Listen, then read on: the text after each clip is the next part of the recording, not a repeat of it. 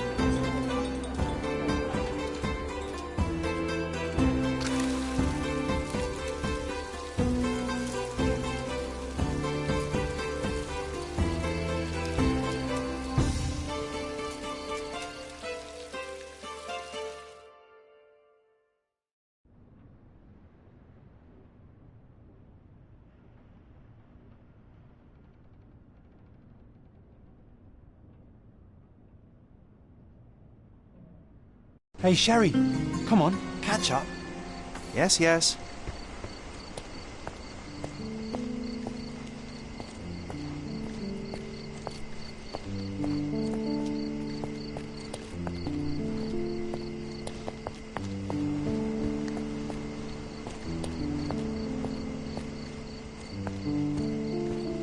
Sherlock, don't get lost in this huge garden. Follow the sound of my voice. Welcome to Il Palazzo de Lusso, sir. If you need something, sir, please inquire at reception. If you need something, sir, please inquire at reception.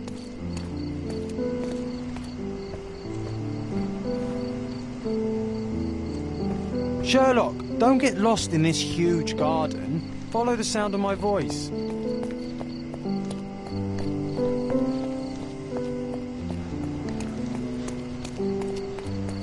If you need something, sir, Welcome please to inquire Il at Palazzo reception. di Lusso, sir. We just need your signature.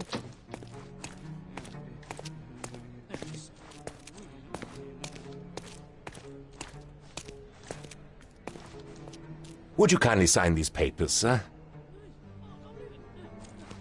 There you are. Ah, Mr. Holmes. Yes, we have room 221 prepared for you. I see it was reserved for 2 people. Would you like a second key? Oh, no, I think we'll stick together. Very good. Rooms are upstairs, sir. Welcome to Cordona. Hurry up, Sherlock. I want to see our room. I hope there's a balcony with a view.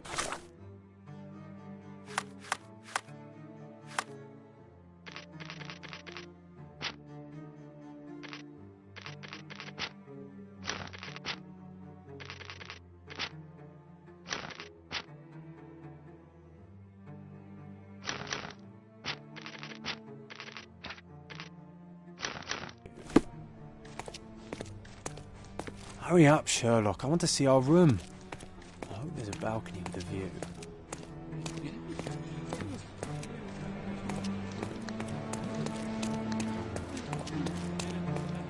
Would you like a drink, sir? Would you like a drink, sir?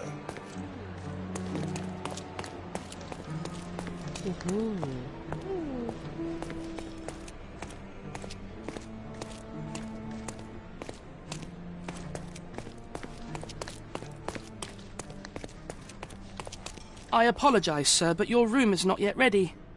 Perhaps, in the meantime, you would like to relax in the foyer? Tonight, the restaurant is offering a complimentary marlin ceviche to all our guests. Let's check what they have on offer.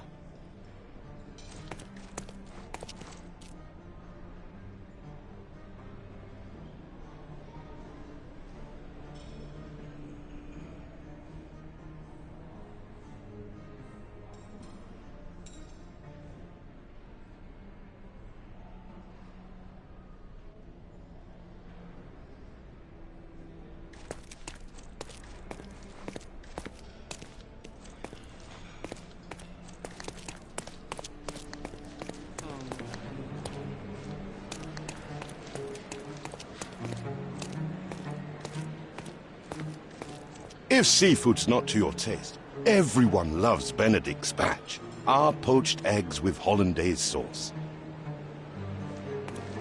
Hey, Sherry, just our luck.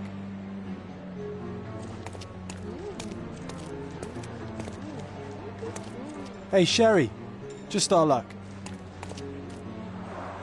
A medium, John. Haven't we been through this already? Come on, it's not like we've got anything better to do.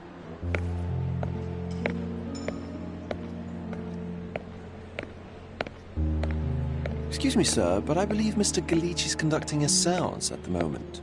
Perhaps you'd care to have your portrait drawn while you wait? Why? Pardon me? Why should I sit for a portrait? Sir, it's art. It doesn't need a why. It is its own justification. All things require justification, be they objects, systems, or beliefs.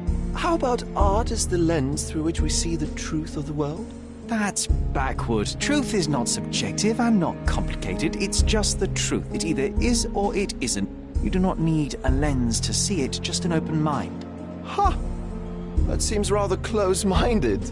Truth, like beauty, is in the eye of the beholder. So tell me, what do you see? Mediocrity.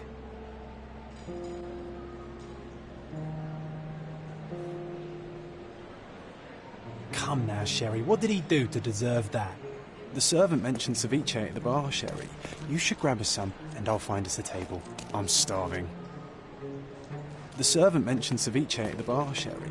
You should grab us some, and I'll find us a table. I'm starving. If seafood's not to your taste, everyone Okay, time loves to check if Benedict's John batch. found us a nice Our table for the poached evening. eggs with hollandaise sauce.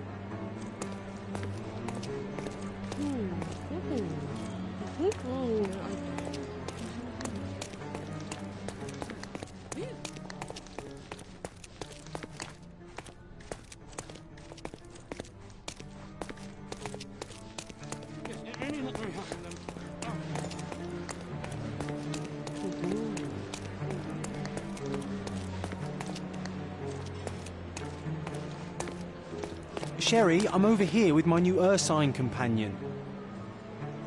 Pardon, monsieur, but I am not in the mood to talk. What are you waiting for? Put the dish down so we can tuck in. Cordona's even quieter than I remembered. It's going to be a long evening. Ah, come now, Sherry. What say we amuse ourselves with a little game? What were you thinking? Oh, promise me it isn't nonsense. After being cooped up on that boat, I am itching for activity. No. As you can see, someone left a cane on our table. I simply thought you could identify its owner. Ah, so it is nonsense. It'll take me a minute, John, at most. Well then, you can deliver it to him as well. Deliver it to him? Then what are the staff here for? Aesthetics? Stubborn, Sherry, too stubborn. You wanted something to do. Slapping oneself in the face is also something to do. That doesn't make it worthwhile.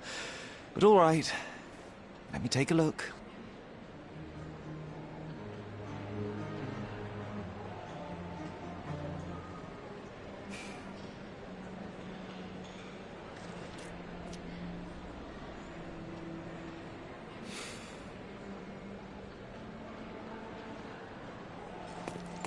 No matter how long you stare at the stick, it's not going to walk itself to its owner.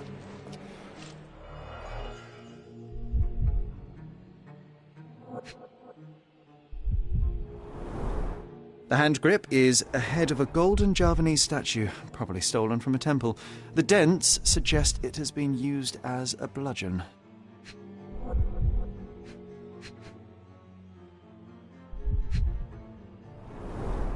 A crest depicting a bulb of garlic in a meadow, perhaps the Fielding family or Meadows, or Craven, from the Old English name meaning garlic place.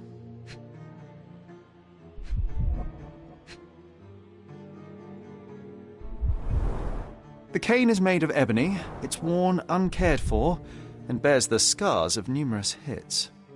This cane is an expensive and ostentatious weapon. Its owner must be vain, volatile, and of noble English blood. Take it with you, Sherry. Let's return it to its owner. All right, I hope you noted down your observations in your casebook. But how are you going to find this nobleman? The cane itself is not enough. I may have to ask other guests if they saw who was here.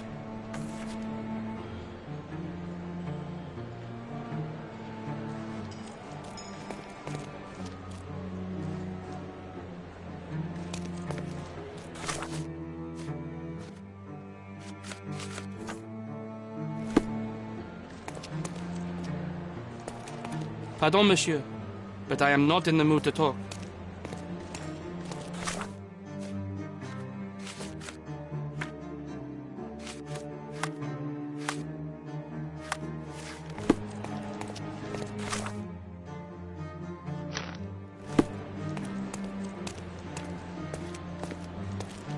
Would you like a drink, sir?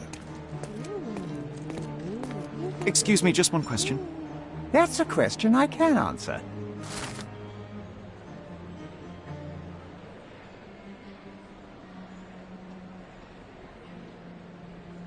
Well, even with your keen senses, Sherry... Can I ask you a question? Find the I cane's owner would on help the first you try. if I knew so. And would you be confident enough to bet on it, my friend? Why not? Let's see how good you really are.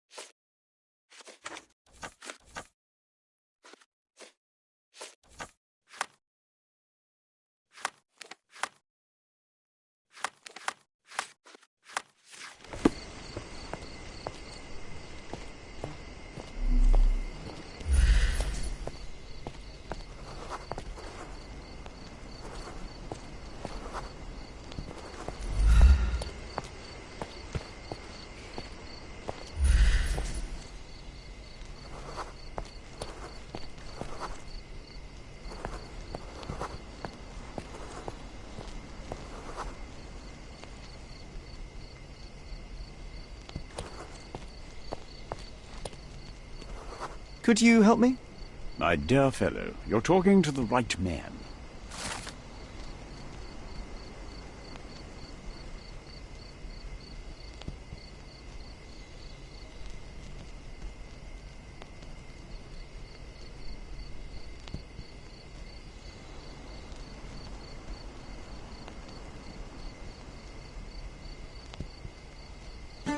Hey, Sherry, don't we now have the perfect excuse to visit the seance? I'm just going to give the cane to its owner. You will not persuade me to take part in this show.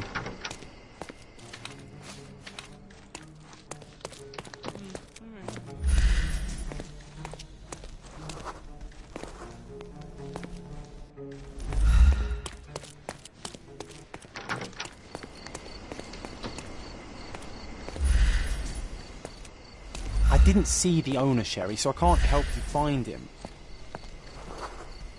Help me, please. Excuse me? What? I'm not sure I know. May I ask for your assistance? I'm sorry, but I've never heard of that. Time to check your who, what and what, Sherry. Who are you asking? About what and dressed as what? Can I ask you a question? Excuse me? What? I'm not sure I know.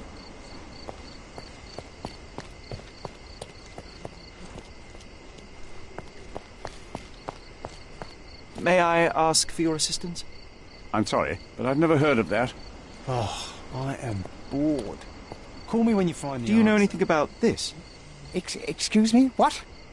I'm not sure I know. Could you help me? I cannot be of help, sir. Someone else might know better. Everyone's looking at us, Sherry. You sure you know what you're doing?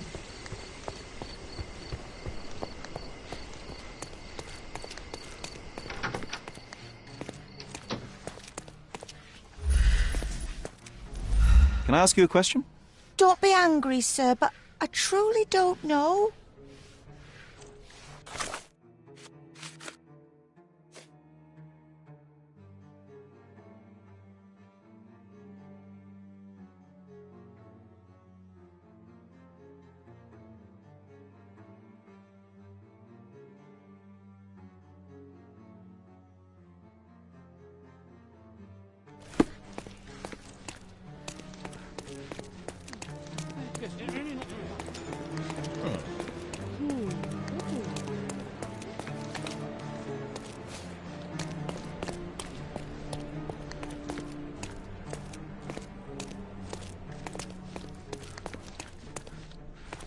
Help me, please. I have nothing to hide, sir, but I've never heard of this.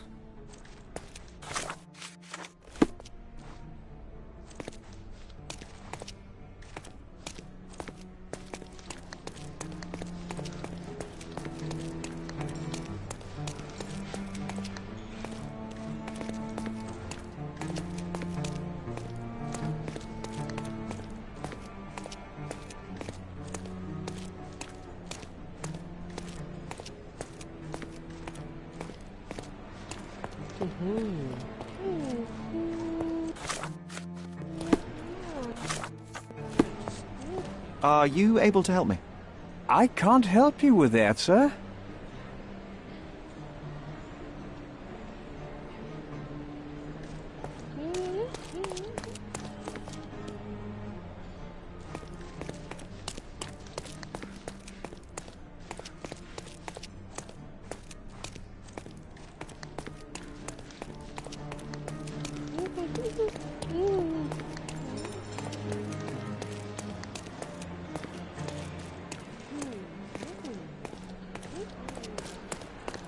Come on, if you hurry, perhaps we'll see the ghost.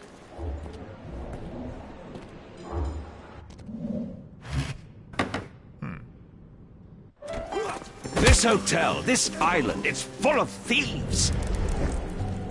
First my cane, now the diamond. Take your hands off me! Do you even know who I am?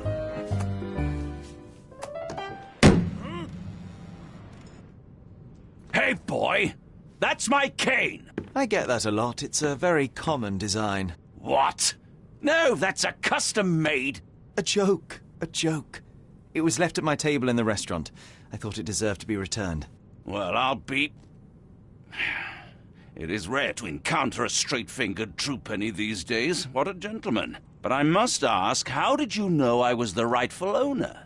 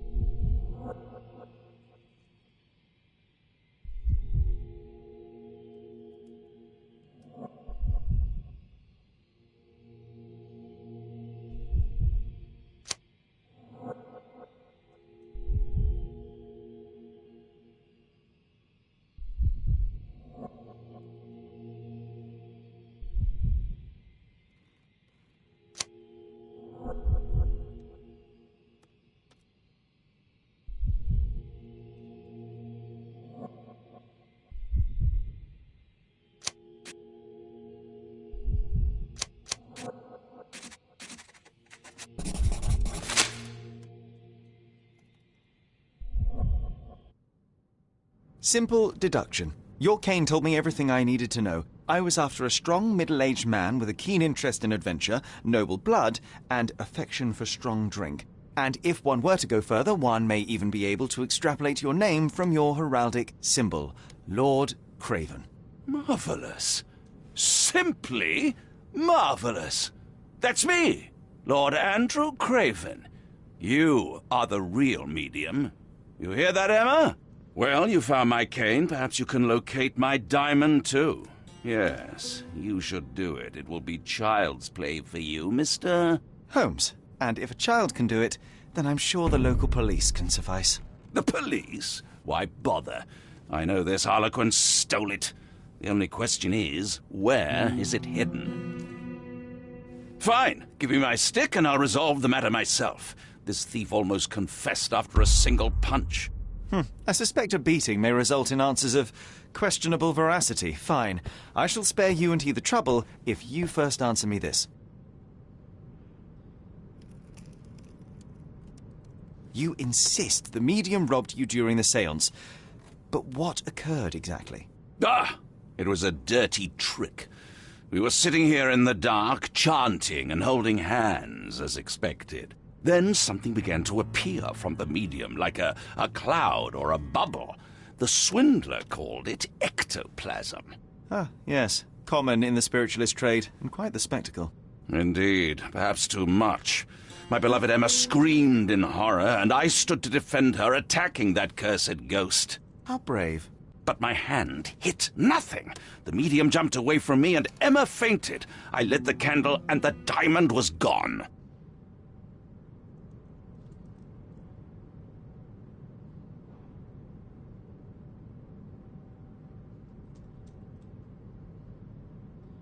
How does a priceless diamond become the subject of a séance?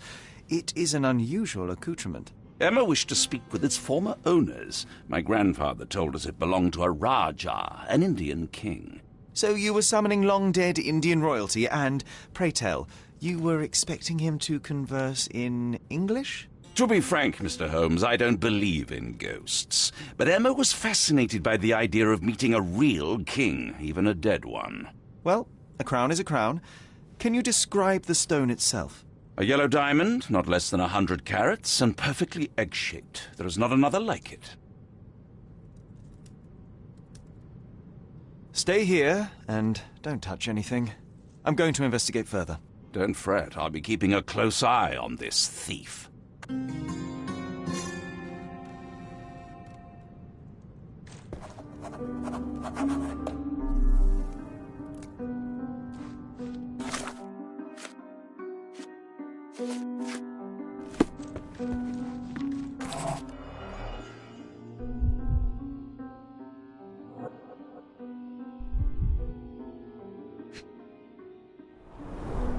This must be the ectoplasm.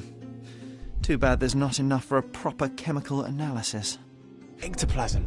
The ghost was here, Sherry. Half a glass of Balblair scotch and the remains of a Paul Aranaga cigar. What else does a gentleman need? There are light traces of rouge on the edge of this wine glass.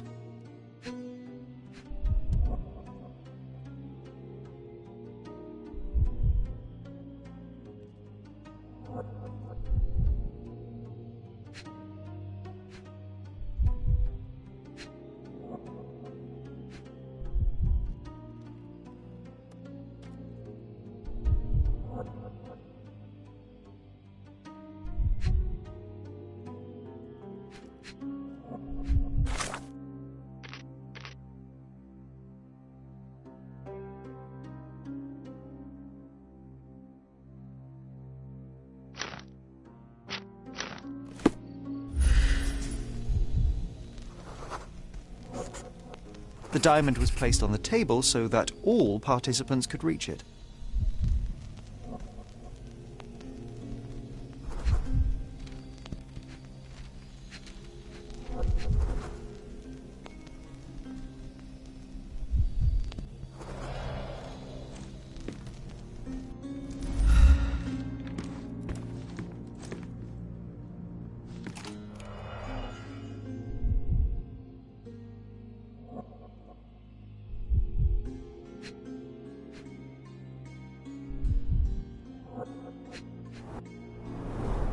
Half a glass of Balblair scotch and the remains of a poor Laranaga cigar.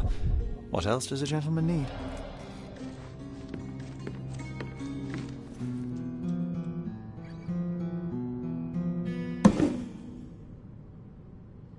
What happened here? I don't know. The ghost. I summoned it as usual, but then it all went wrong. The lady screamed and pointed at Lord Craven. And there was a shadow. Such a mystical force. It terrified the lady. And it must have taken the diamond. Who else could have?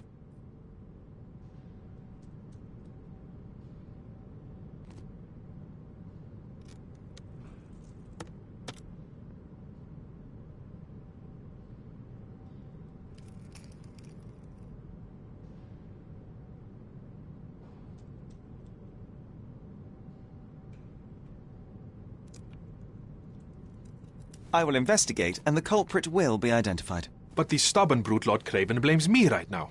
As if I could do something like that. Perhaps you can reason with him? Please?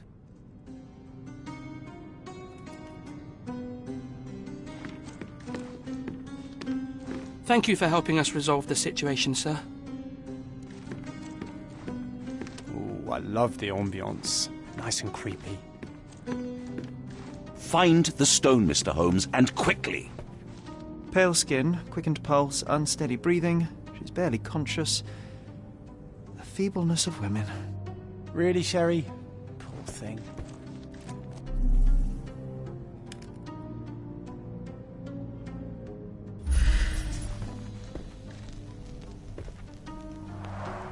Quite a display for the tremulous visitor.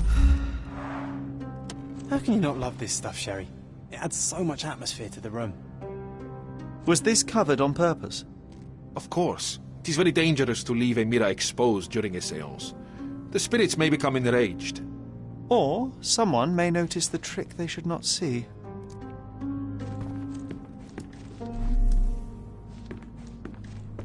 This hefty chair has nearly broken after hitting the wall. Could one man even lift it? At Cambridge, I was captain of the rugby team. It was no place for weaklings.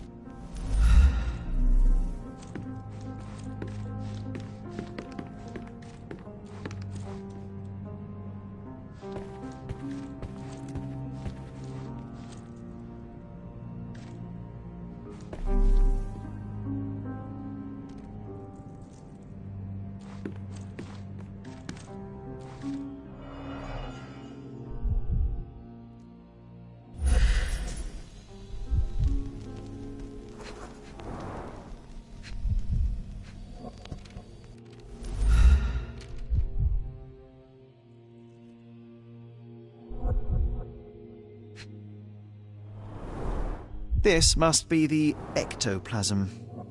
Too bad there's not enough for a proper chemical analysis.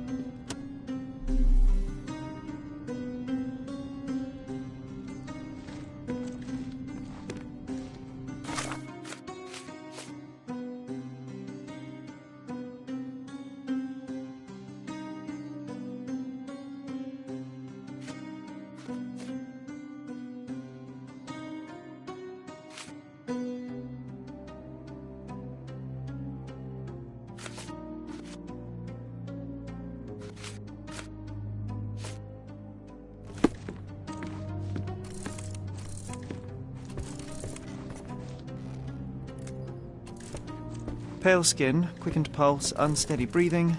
She's barely conscious. The feebleness of women. Quite a display for the tremulous visitor.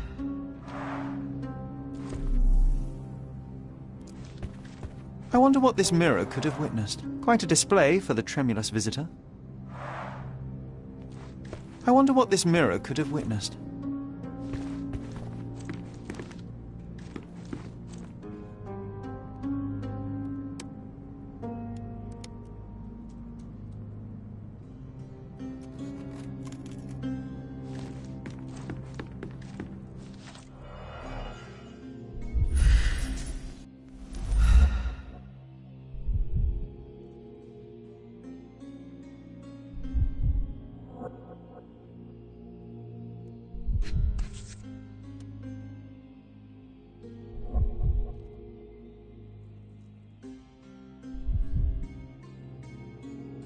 This brooch is old and cheap, but the moth design has its charms. Ah, seems like you're ready to delve into your mind palace, Sherry. I'm sure you'll make some good deductions.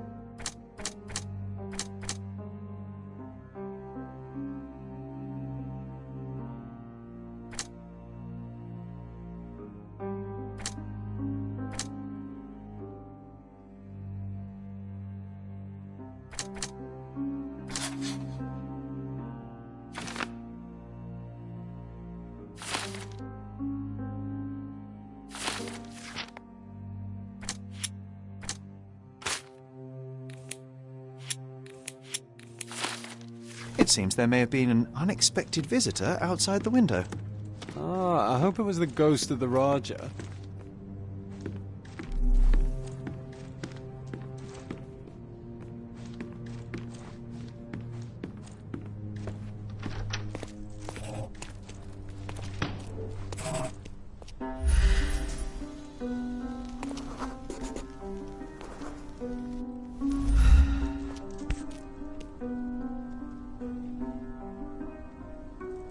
This looks recent. A shoe with a broken heel will surely leave scratches. All right, John. Do you think a ghost could leave this footprint? I'm reserving judgment. Use your keen eye to follow the trail.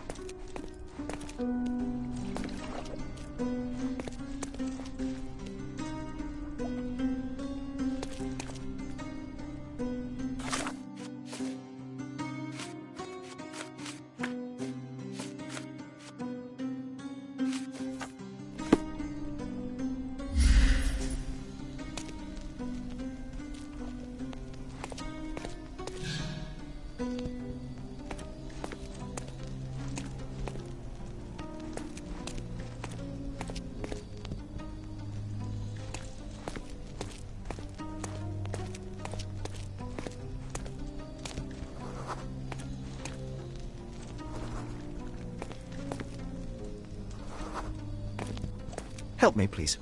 That's a question I can answer.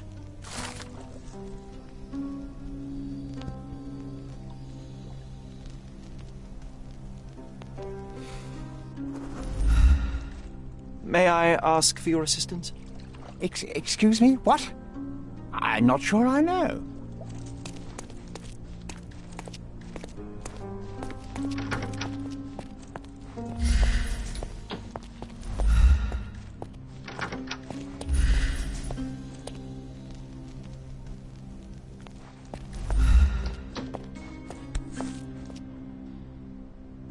Rose D'Amour. All the maids in the hotel wear this exact shoe. Size 4 with a broken heel. So, definitely not the ghost of a Raja? Unless... No, what a shame. Our witness was a nosy maid. Searching the entire hotel could be difficult. Perhaps the other maids can help us find her. This reminds me of the fairy tale, Sherry. Will you find your princess?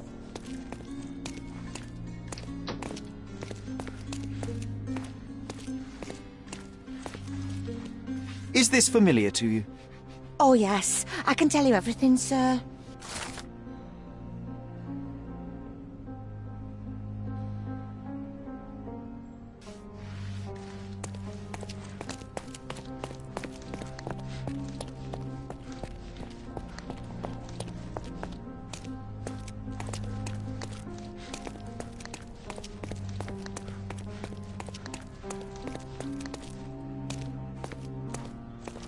Could you help me? Excuse me? What?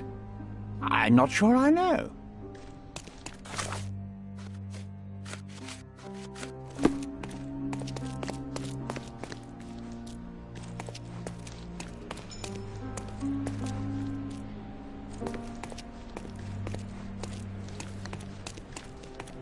This painting looks authentic, but it's just a talented imitation. Finally, there you are. One would think a maid would be easy to find in this place. I'm sorry, sir. Do you need more towels? No. You are the maid who saw the ghost in the séance room, yes? How did you know? Simple. You changed shoes after breaking a heel while fleeing the scene. I'm sorry, sir, but if I may ask, who are you?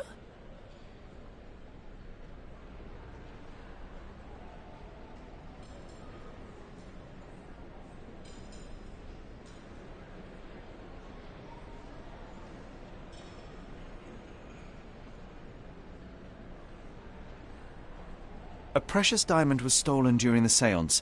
Lord Craven entrusted me with its recovery. I'm sorry, sir, but we are forbidden to discuss the private matters of our guests. Are you also forbidden from peeking into private rooms, Miss? Saletta. Lucia Saletta, sir. Tell me, Miss Saletta, what would your manager say if he knew you were spying on guests? Oh, please, sir, don't tell him. I have a family. I need this work. I won't, but only if you answer my questions truthfully. And don't play coy. I can tell. Describe what happened during the séance. A lady and two gentlemen were sitting at a table, touching their hands to something. The medium started to whisper and chant, and a ghost appeared. A ghost? You're confident? It was unearthly, sir. It grew from the medium's chest. A glowing cloud or a bubble. I pressed closer against the window to see better. And the lady saw you? How did you... Yes! She screamed and pointed, so I hurried to escape, and I broke my heel. But I did see the ghost.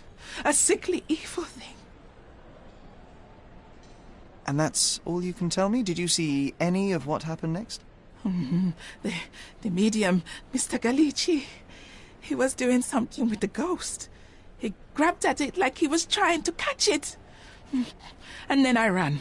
I suppose I should be grateful you endured these horrors for such a long time. All right, I have your account memorized. Good day.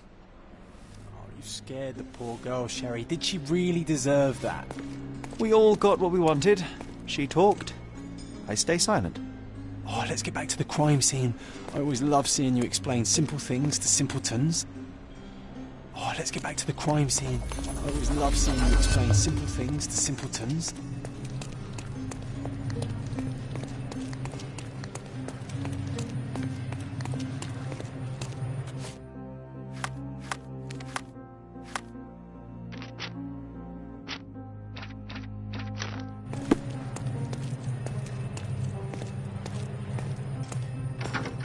Lady Craven retired to her room to rest. Lord Craven remained here until the staff reported that the medium was locked in his room.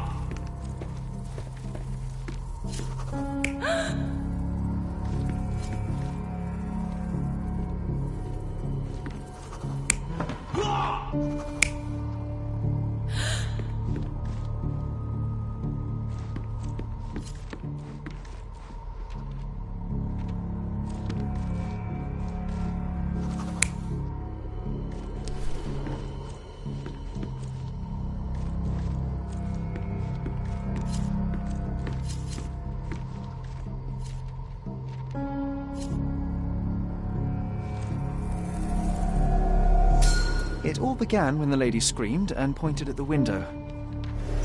Lord Craven jumped up, ready to face anything, ghost or human. The medium shrank back in dismay. He was not expecting such a reaction and had to quickly hide the ghost. The lady was the only one left touching the diamond, at least until she fainted.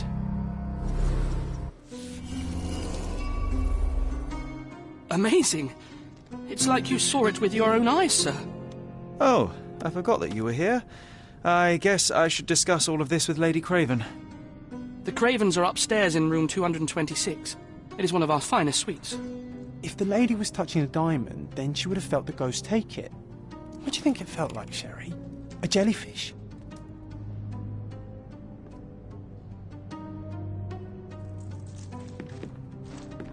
The Cravens are upstairs in room 226. It is one of our finest suites. Oh, I love the ambience. Nice and creepy.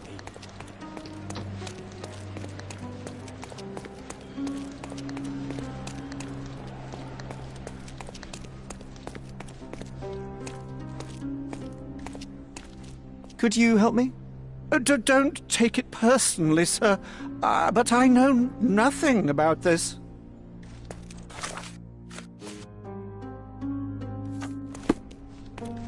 Do you know anything about this? Don't take it personally, sir. But I know nothing about this. Time to check your who, what, and what, Sherry. Who are you asking? About what and dressed as what?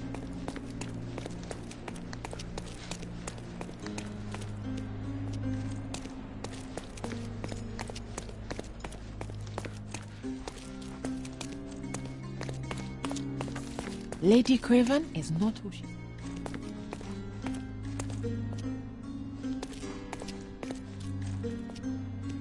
Help me, please.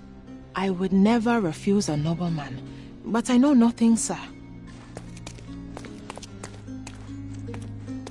Those are the sharp eyes of a man with a bright mind.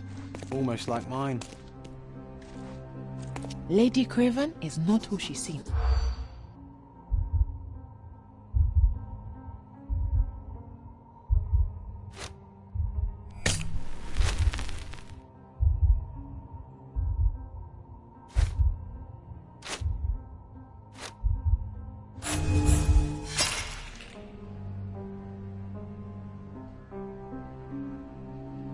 Lady Craven?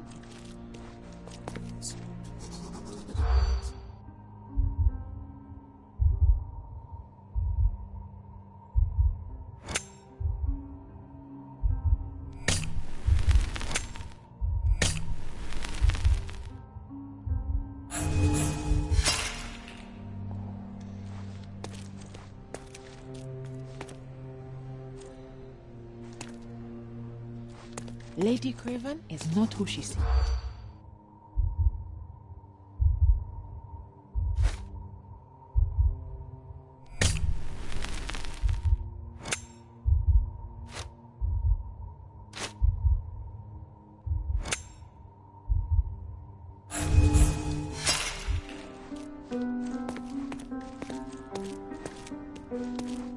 Lady Craven is not who she seems.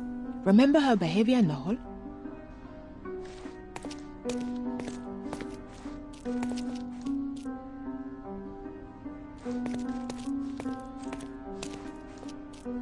Lady Craven.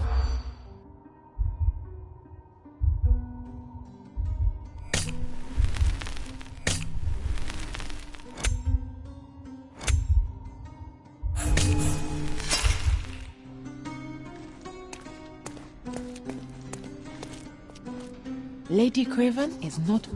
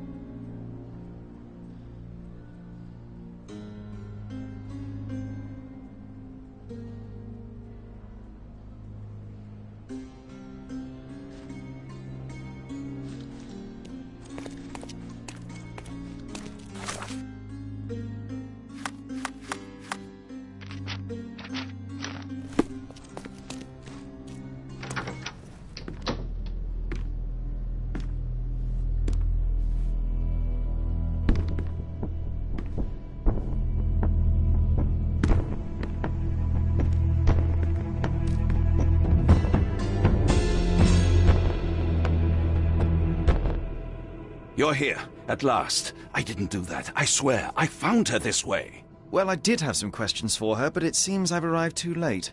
Now it's a matter for the police. Mr. Holmes, you said it yourself. They're children. They'll only make things worse. You promised me you would investigate. Investigate a theft, not a murder. Fear not. I will tell them all I've uncovered. Please, help me. The police will surely accuse me of Emma's death. You are the only one who can find the truth. Fine, but only because it's slightly more interesting than the walls of my room. Tell me what happened. Look, after you left, I waited in the seance room until the servants locked up Mr. Gallici, the medium.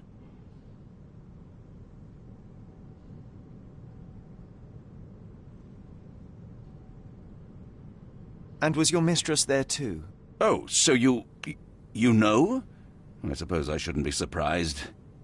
Regardless, the staff took Emma to her room. She was still feeling dizzy. So you didn't follow her. Interesting.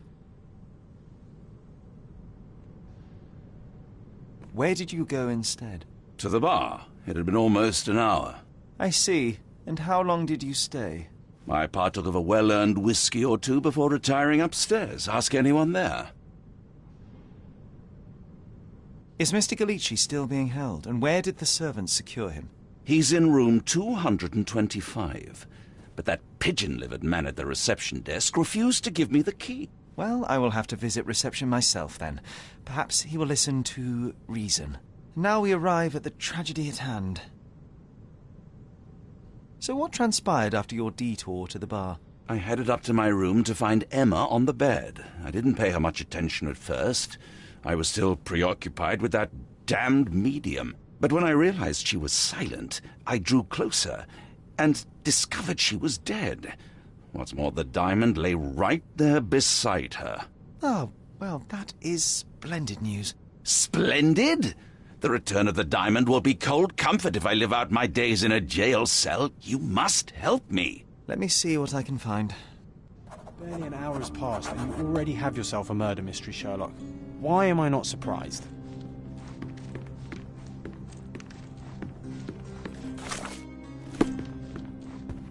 So young and so dead. Another mystery to investigate, my friend.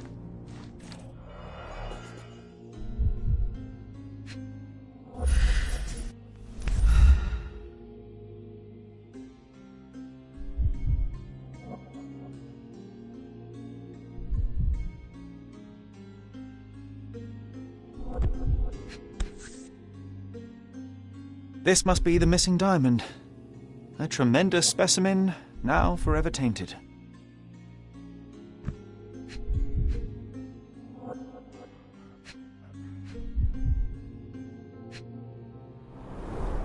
Everything was tipped out of the bed as if it was searched.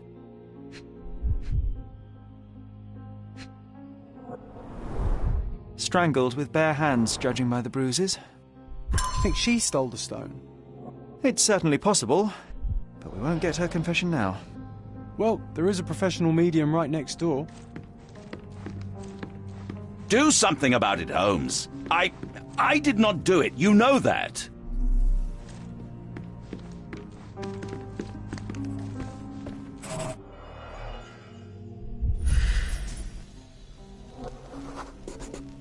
Aha. A neat hiding place. Why would she conceal all of this?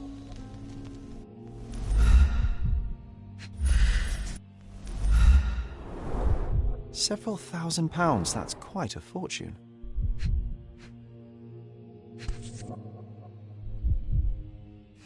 This ring looks out of place among the others, and the design is familiar.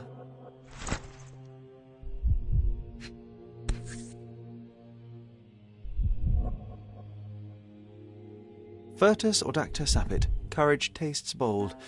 A unique family motto.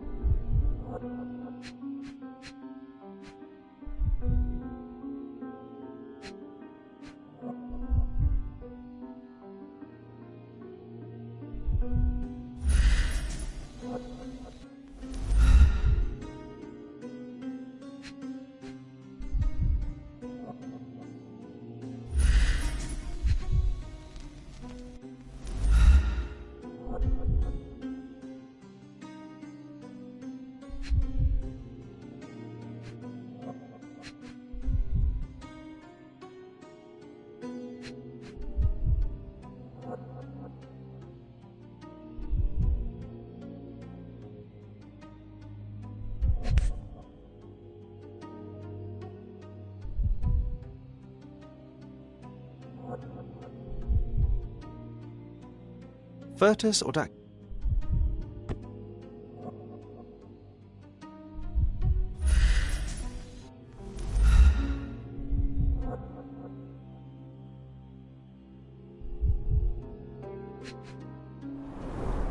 Several £1,000, that's quite a fortune.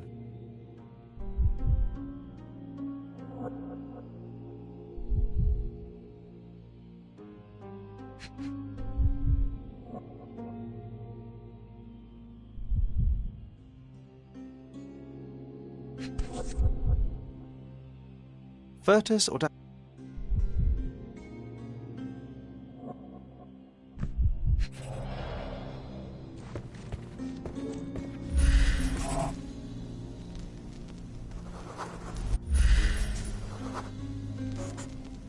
A remarkably simple lock.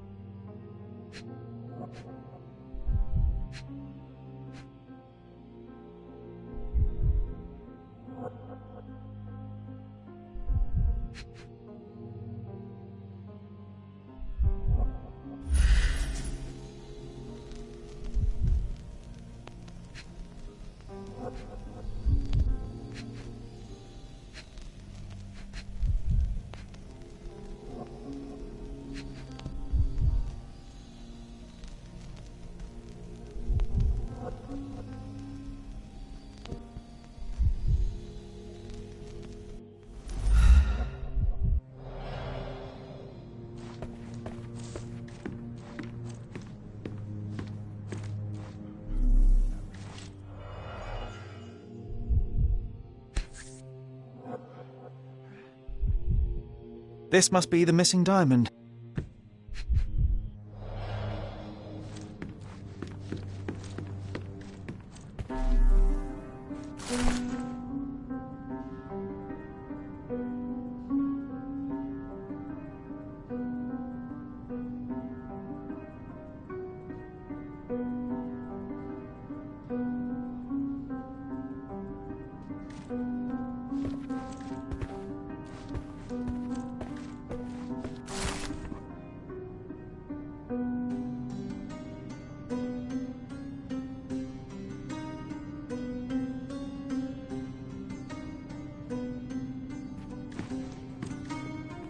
Someone was not happy with his post.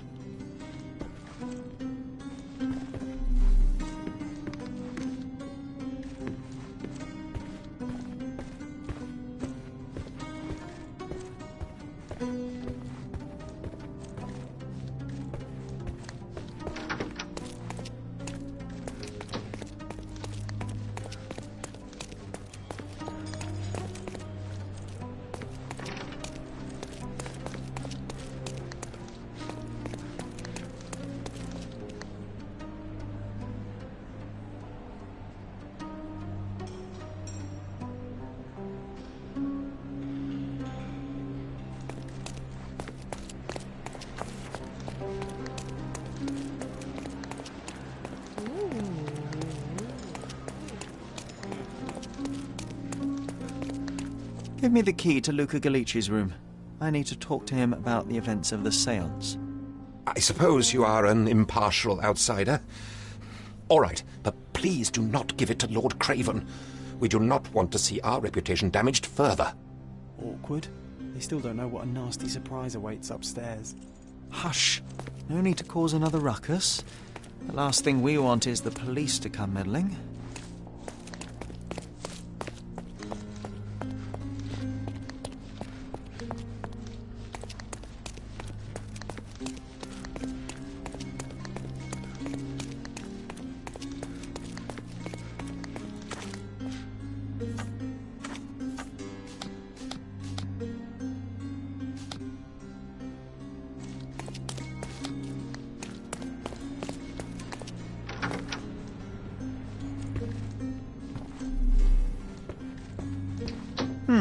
Someone is making the most of his stay. Can you blame the man? I'd say he's not ordering enough.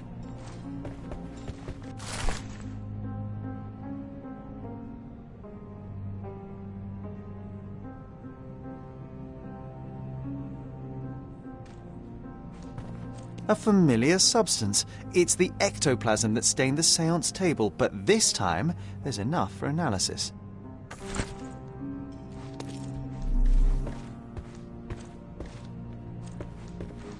Do you always travel with your books, Mr. Galici?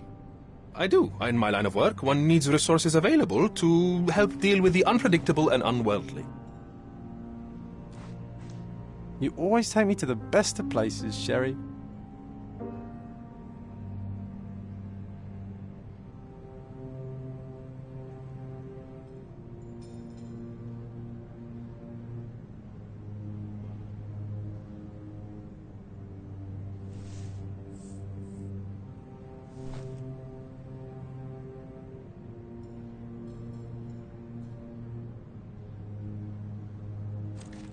I'm afraid I can wait no longer to hear your account of the séance, Mr. Galici.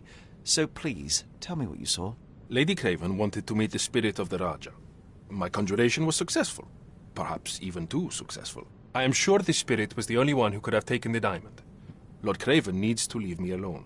Do you think the police will believe you? Of course. I didn't take anything. And spiritual phenomena are beyond their control. Or should I summon the ghost again so they may attempt to handcuff it? I think I would prefer to begin my investigation in the physical realm.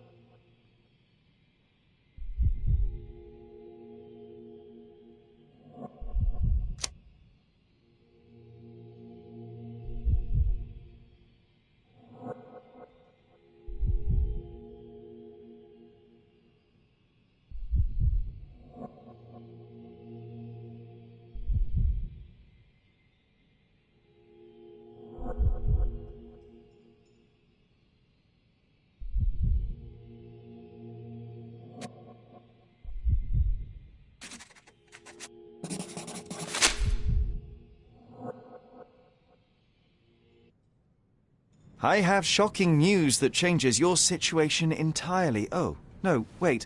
What am I thinking? The spirits will have told you this already. I'm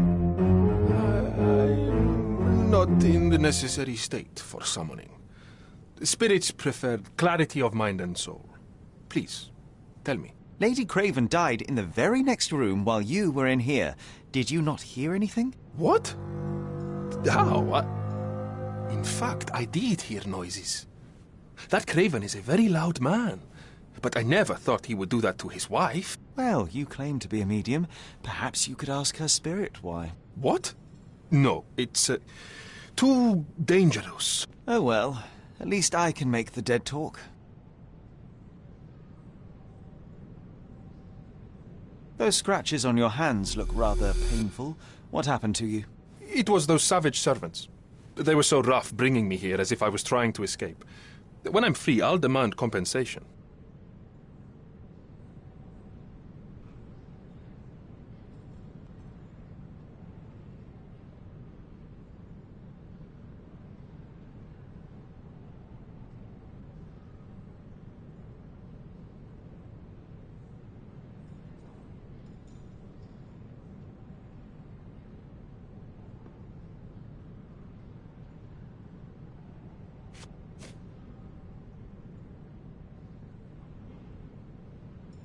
I need to go.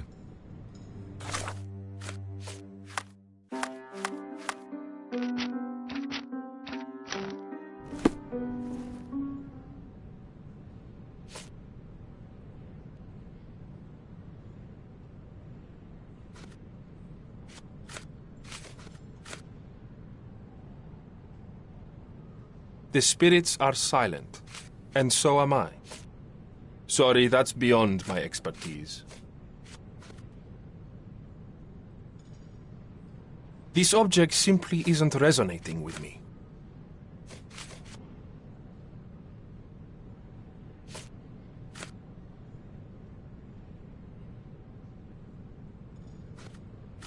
That's a remarkable pin of yours, Mr. Galici. Does it have any meaning? The butterfly? It's a reminder of a time in which I was truly happy. What a coincidence. Lady Craven had a ring with the same design. A coincidence indeed. I suspect it is a common theme in jewellery.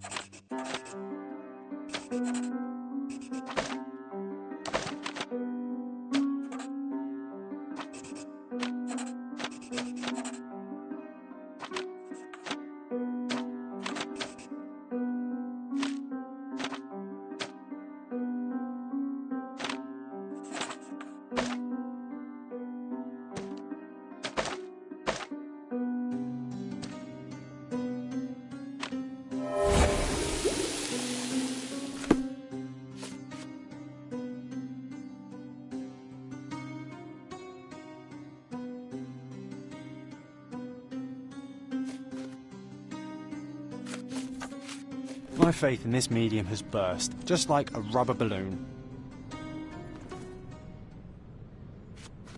Do you realize just how dangerous it is to hold phosphorus in the mouth? I beg your pardon?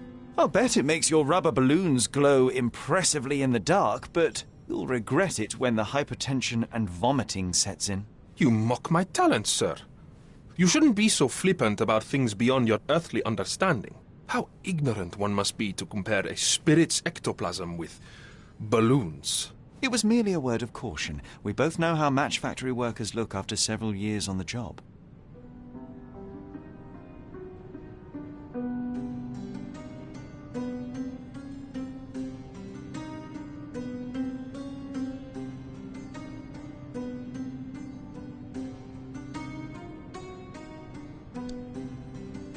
This is all just a big misunderstanding. The spirits confirm it. You always take me to the best of places, Sherry.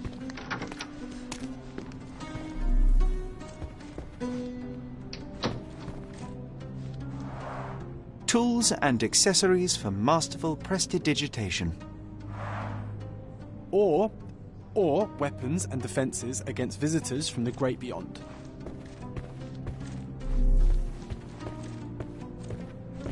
Bilge, balderdash and baloney, the lot of them.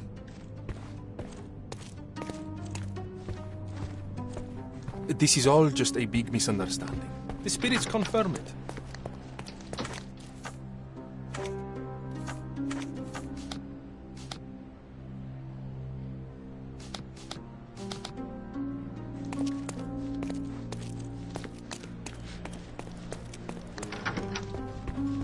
This is all just a big misunderstanding. The spirits confirm it. This is all just a big misunderstanding. The spirits confirm it.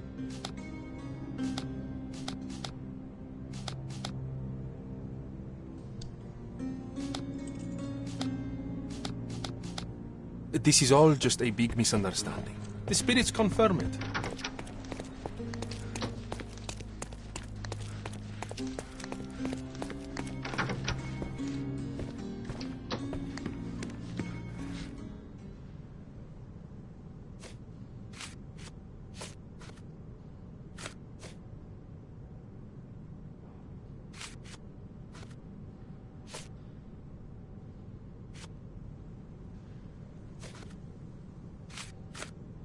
I doubt I can help with this.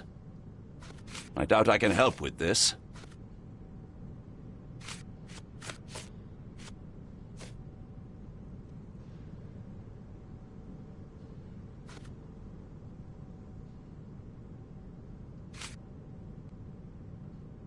Get to the point, Mr. Holmes. Do you recognize this? Should I? It's a third-rate piece if ever I've seen one. I'd never buy something like this. Did you ever see Miss Emma wearing it? No. And why should she? I gave her enough jewelry that she could wear a superior ring every day of the week.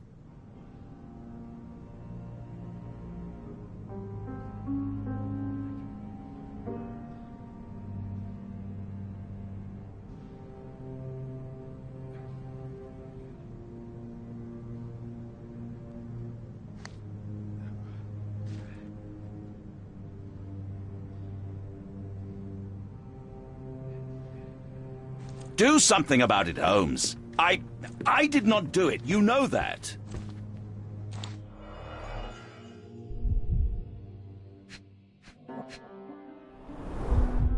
Fard Rouge, Calomel Mascara, a real altar of beauty for the travelling temptress. The mystery deepens. A victim with a checkered past and poor taste.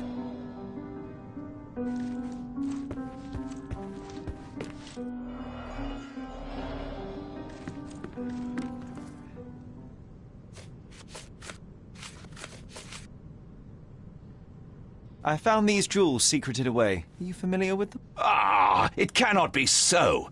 That deceptive wagtail. How could she do this? That sounds like a yes. These items were supposedly stolen from us during our trip. I must have spent hours reporting it all to the police. And it turns out she had them all along. The trollop. I'd kill her myself were she not dead already. Do something about it, Holmes.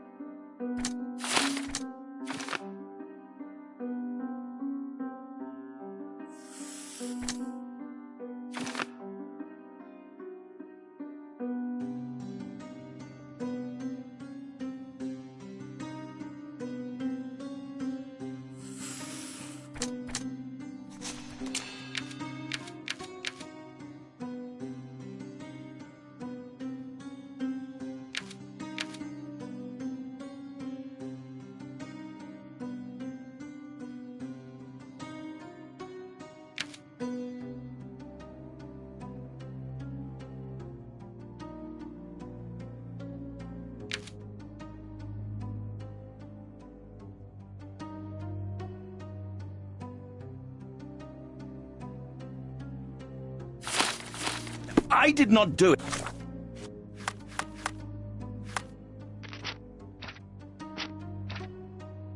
You know that.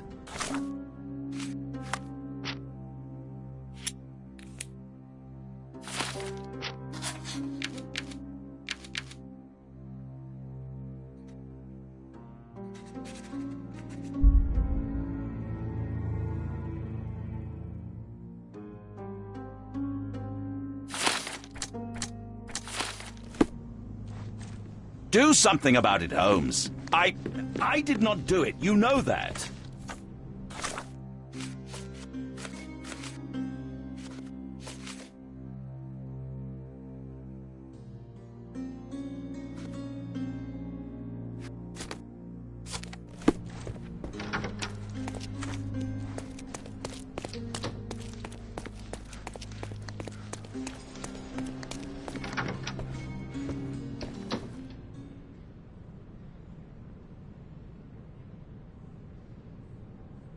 I need to go. I need to go.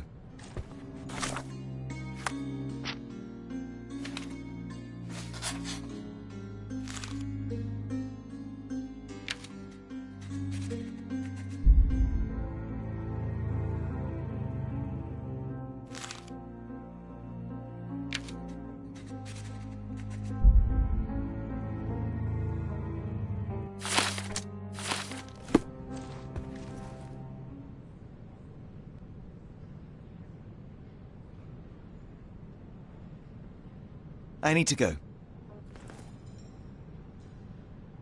Luca Gallici, I know you murdered Lady Craven, and I can prove it. That would be a grand story for the newspapers. But where's your proof? I was locked in here and could not hurt a fly.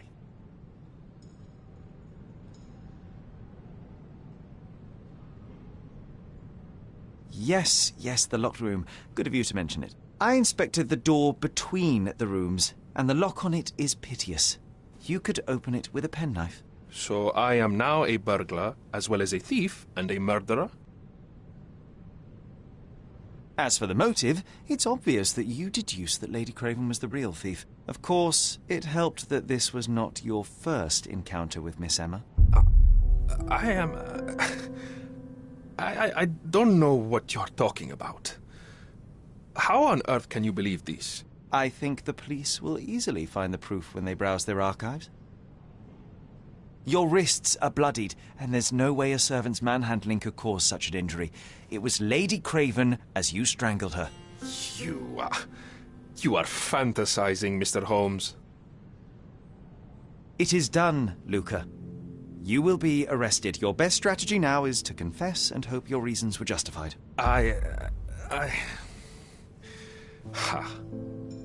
I don't know how you figured it out. But yes, I killed her. I had to. This woman could not get away with ruining my life twice. Twice? I knew Emma before she was a lady. I mean, she pretended to be noble back then too. But only so our gang, the Moths, could steal from those snobs. She betrayed us, stole all our money and disappeared, leaving us to rot in jail. I was young. I spent 3 years in that hell. And tonight, she tried to set you up again. Did she recognize you? She didn't. I came to her afterwards, pleading that she drop this farce, but she laughed in my face. I just remembered my time in the clink, all I suffered while she indulged. And I grabbed her throat.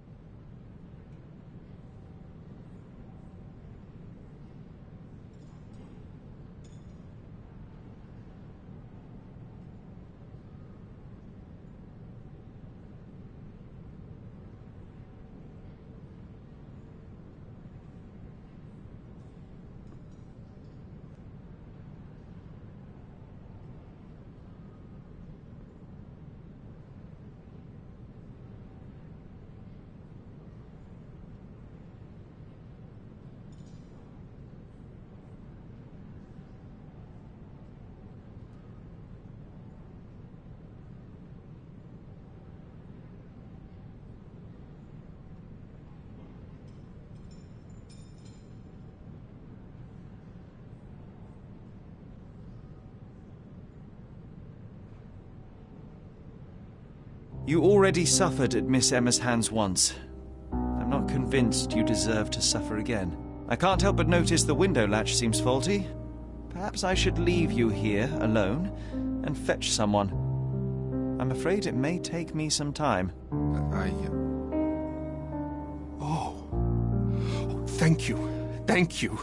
The police won't notice your disappearance immediately. Run, leave Cordona, and try to lead a decent life. I won't forget your kindness. I owe you everything, Mr. Holmes. Stop wasting time. Run.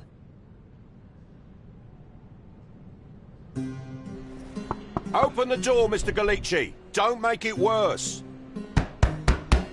We know you're in there. Imbeciles, why are you dawdling? Step aside.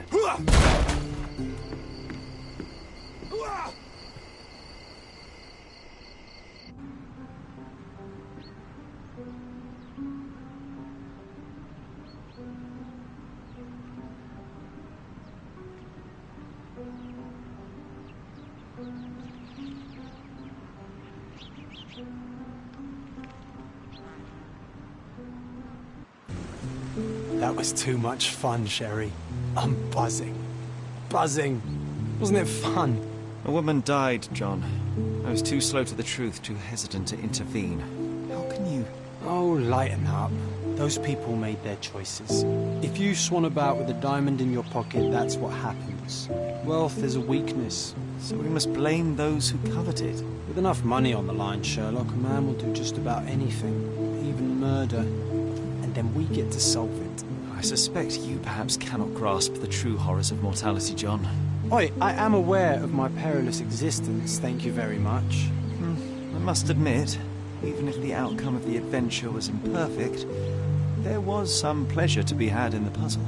Well, Cordona seems more depraved and decadent than we thought. I bet you'll get another chance. A bet, you say? A figure of speech. Just a figure of speech. Damn. Well, take one last look at the view, then we must be off. It's time to do what we came here for.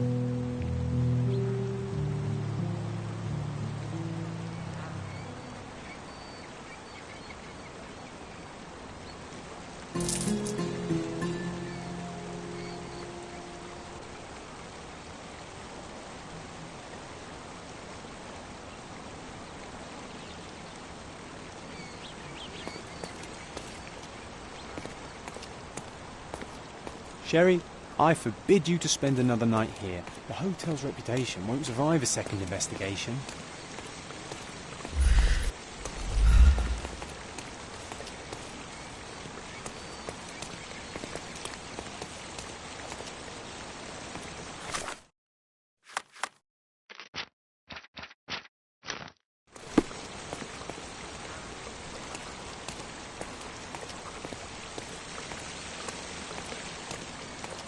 A free ride for every hotel visitor.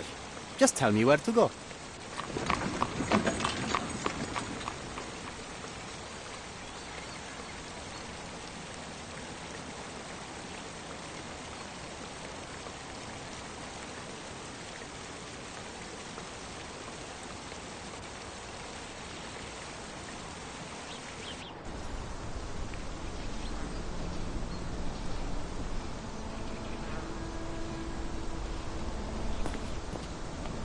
Is everything all right?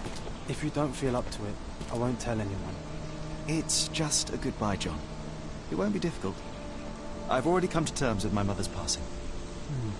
So you really don't remember? To what do you refer? The funeral. Sherlock, you were distraught. At first, I thought this visit would dredge up those feelings, but you've been remarkably level. John, I think I was too young to understand. I couldn't fathom why she would leave me. Perhaps that pain is best left forgotten. On the contrary, it's why I'm visiting her grave. To remember her. I thought you wanted to remember, Sherry. Concentrate, and I'm sure it will come back to you.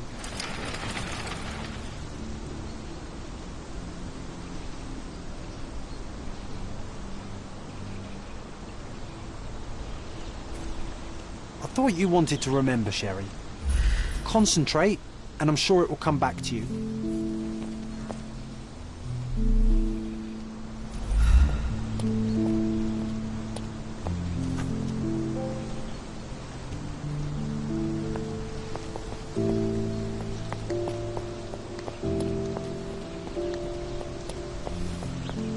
Don't mind me, sir. I'm just a loyal servant of my craft.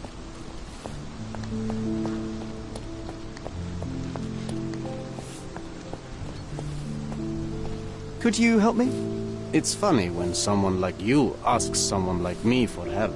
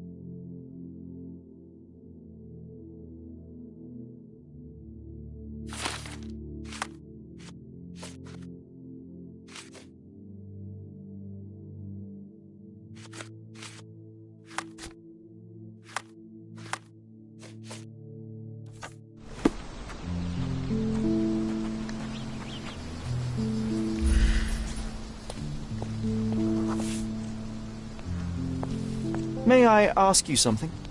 You shouldn't have left your mansion. You won't get any answers from me.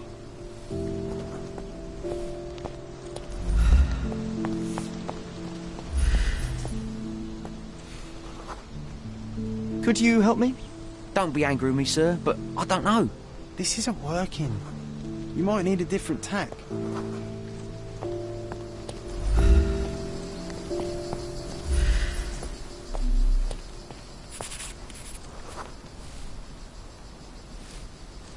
Can you satisfy my curiosity?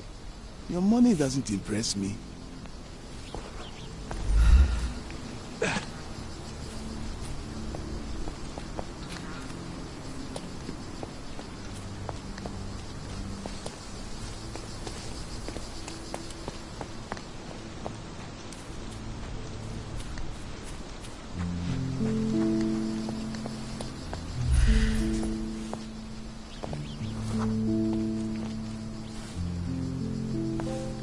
May I ask you something? His Majesty came out of his palace. I know nothing.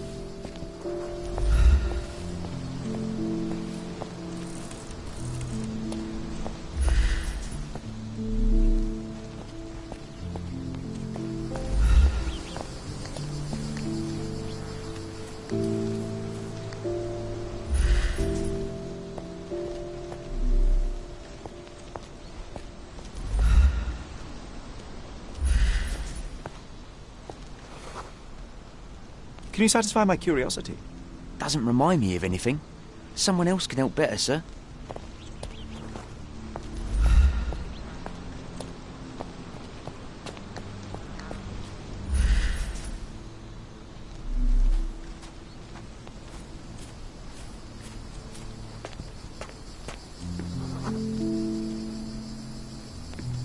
Excuse me, just one question.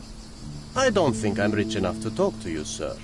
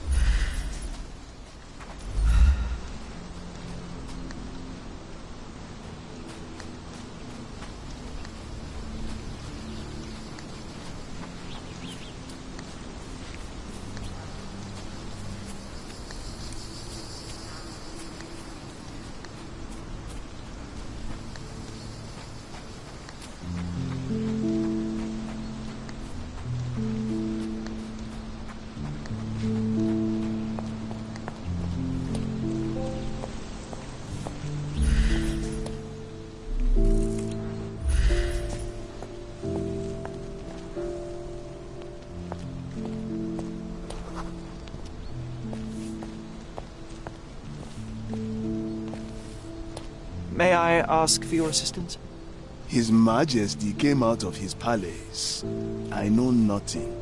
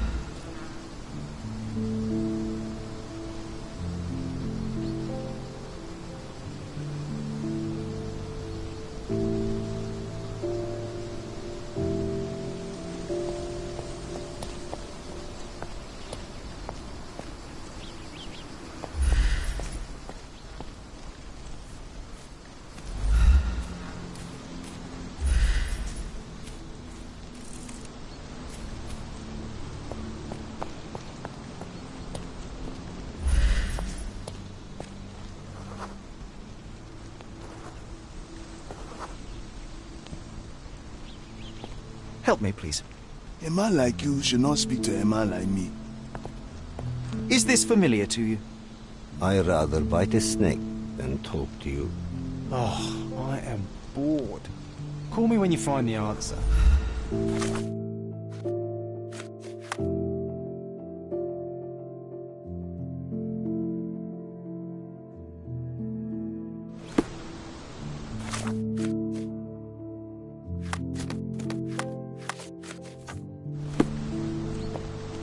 May I ask for your assistance?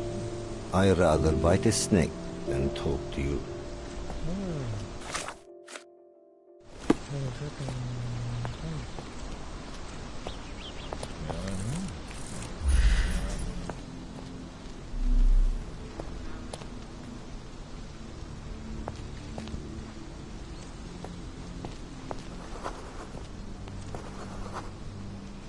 Excuse me, just one question. A man like you should not speak to a man like me.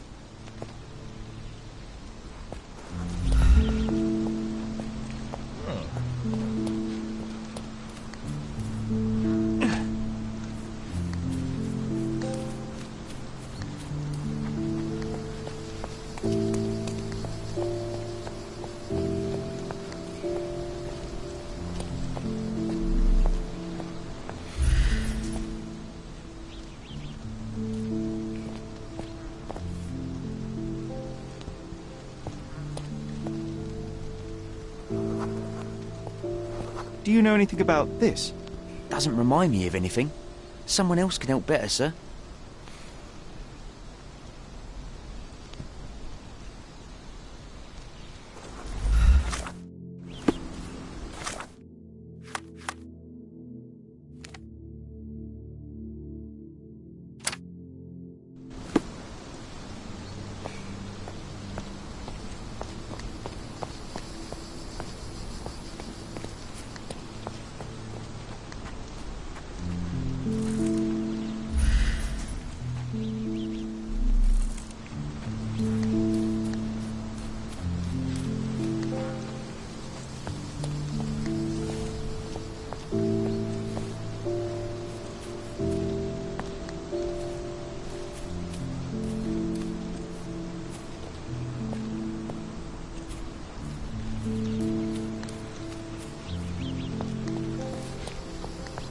Can you satisfy my curiosity?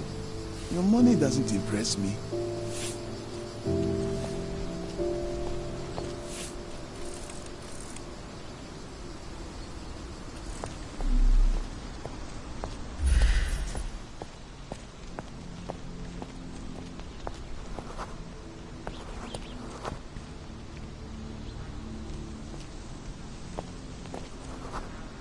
May I ask for your assistance?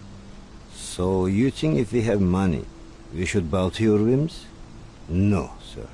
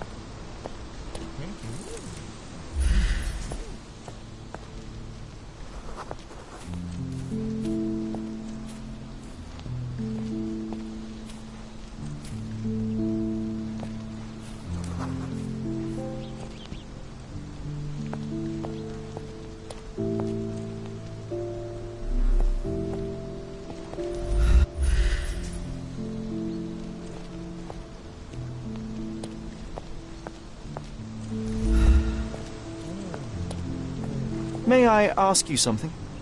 So you think if we have money, we should bow to your whims? No, sir.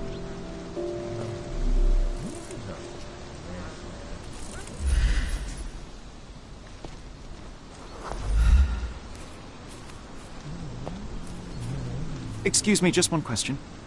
I'd rather bite a snake than talk to you. Time to check your who, what and what, Sherry. Who are you asking, about what, and dressed as what?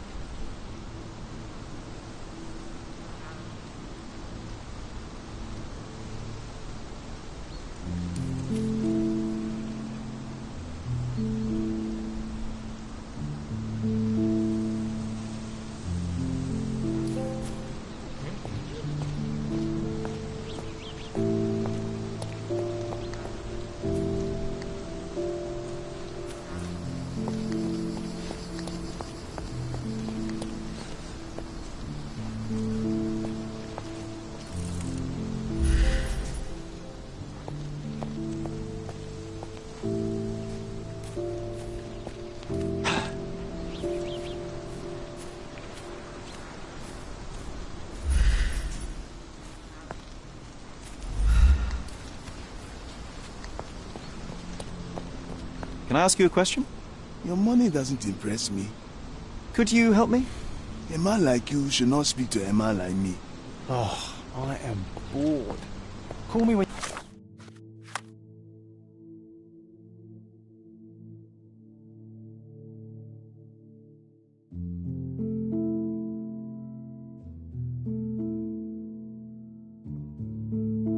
you find the answer.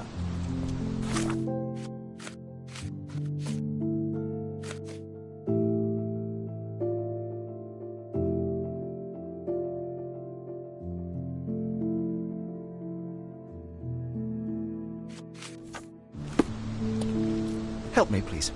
His Majesty came out of his palace. I know nothing.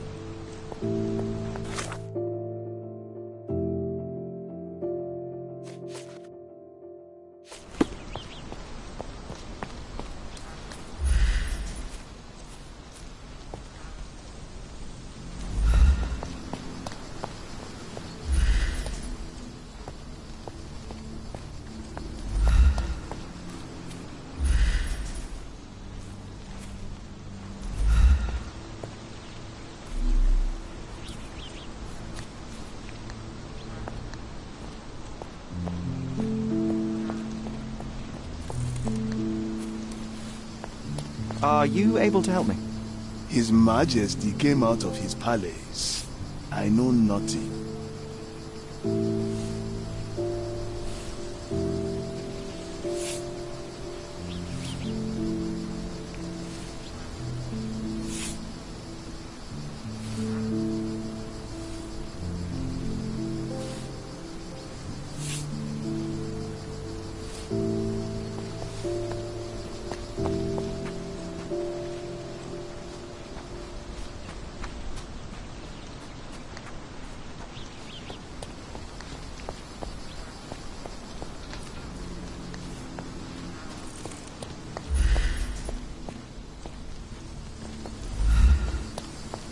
I thought you wanted to remember, Sherry. Concentrate, and I'm sure it will come back to you.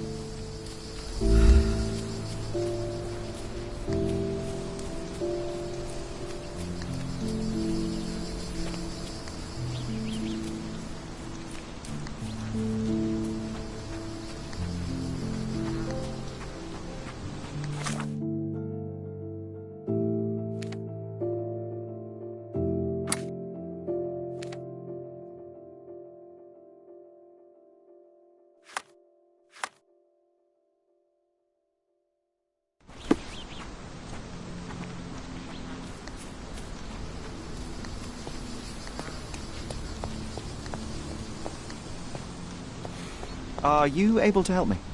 His Majesty came out of his palace. I know nothing.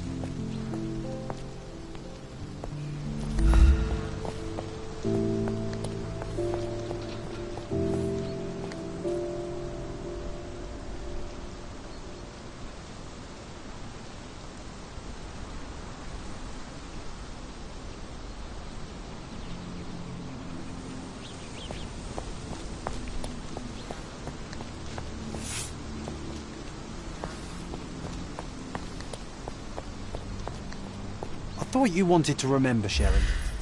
Concentrate, and I'm sure it will come back to you.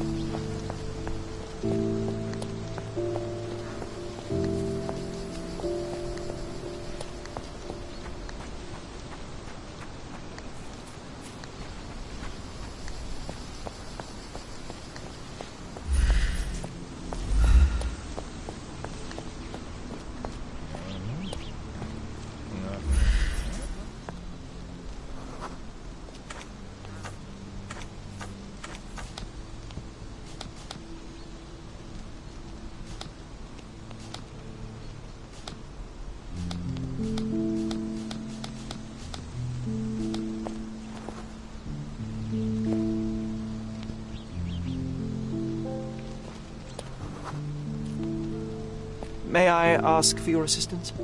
No one listens to us, so why should I listen to you, oofbird? Help me, please. Will you cry if I don't answer your questions? Time to check your who, what and what, Sherry. Who are you asking? About what and dressed as what?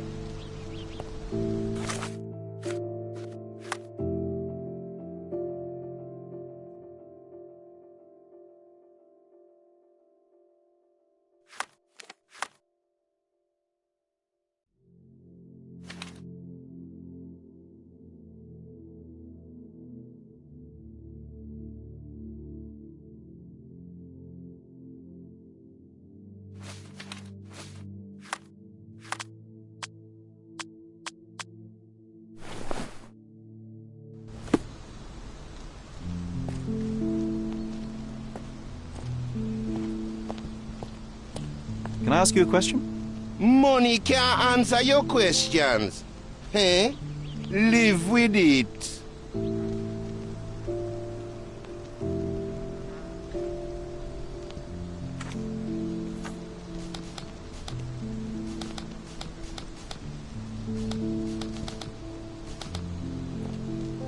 Do you know anything about this? I'd rather bite a snake than talk to you. Is this familiar to you? Money can't answer your questions. Eh? Live with it. Time to check your who, what and what, Sherry. Who are you asking? About what and dressed as what?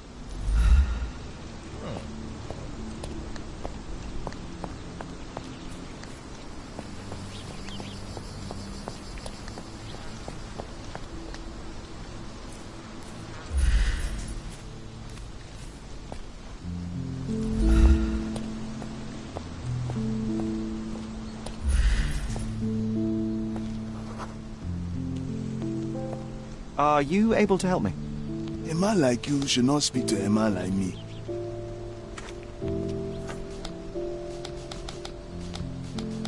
Can I ask you a question? His Majesty came out of his palace.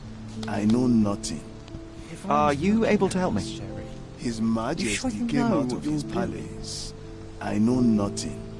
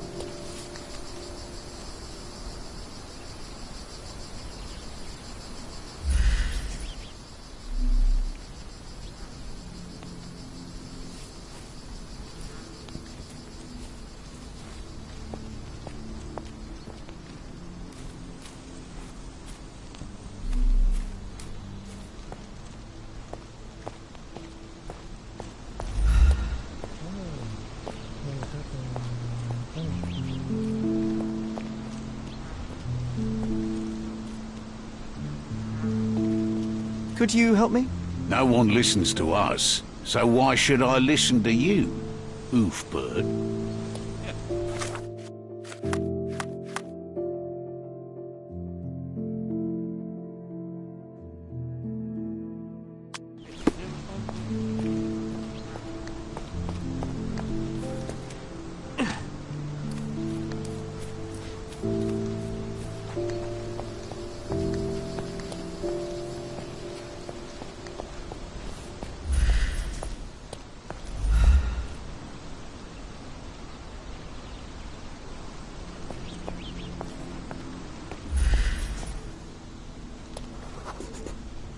Mycroft was adamant that we leave for London immediately after the funeral. He never told me why, but I saw how unsettled he was by the long requiem.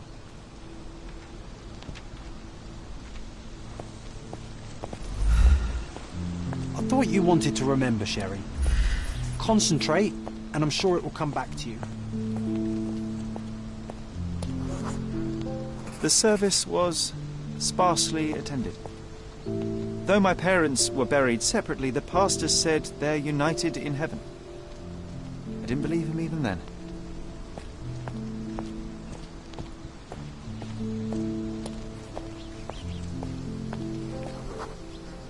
I wanted to see her one last time before the coffin was interred and say how I loved her. The chance never came. I feel rather faint. You're fine, you're fine. It's over now. You remembered everything. It will get easier soon. Rest in peace, Mrs. Holmes. Rest in peace, Mrs. Holmes.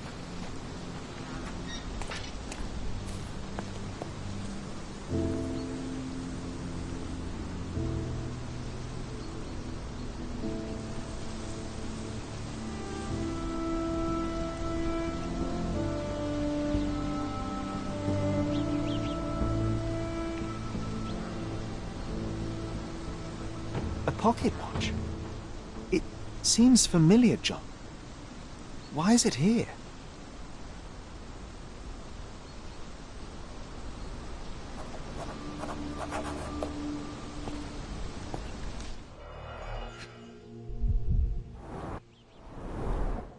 Rest in peace, Violet Holmes. Goodbye, Mother.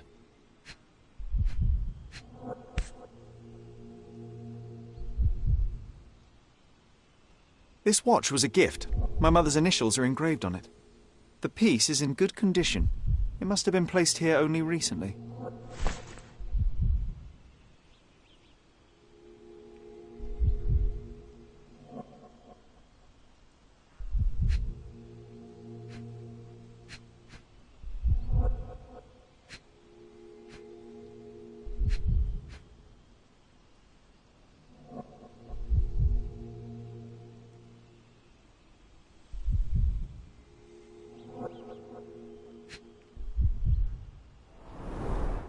A candle in a small puddle of wax.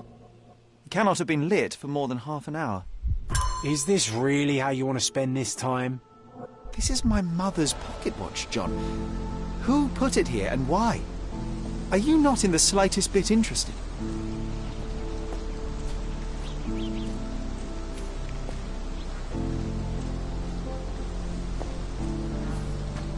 This is excessive, Sherlock. Can you not let the mystery be?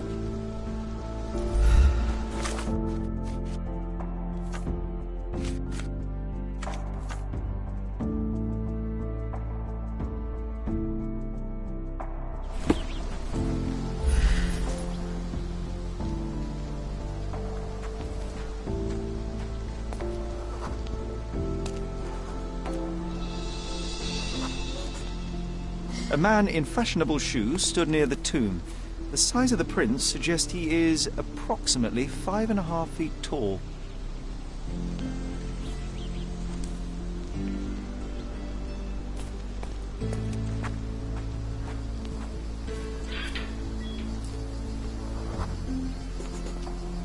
You were about to tell me the make and model of tyre, but let me assure you, I do not care. Well, it was going to be very impressive. Come on then, the trail continues ahead.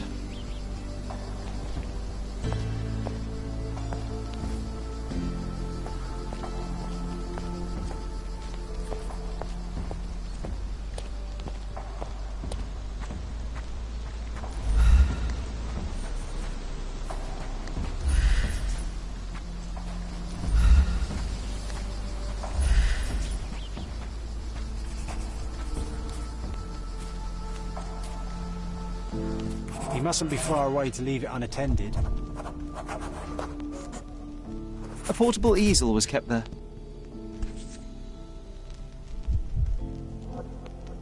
The Hospitaller crypts. If memory serves, they're located at the far end of the cemetery around an old tree. I hope that inspiration strikes upon visiting these beautiful vaults. At the very least, you'll enjoy the view. Yours, Mercurio.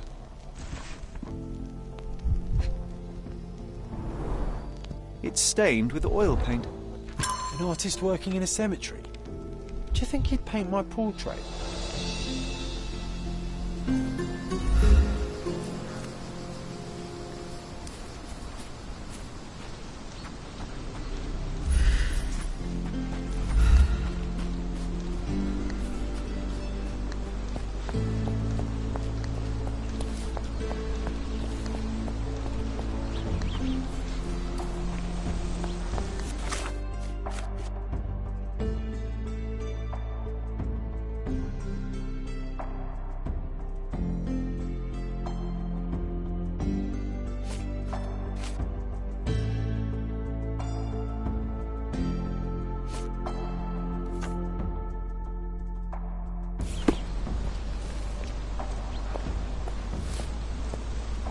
Help me, please.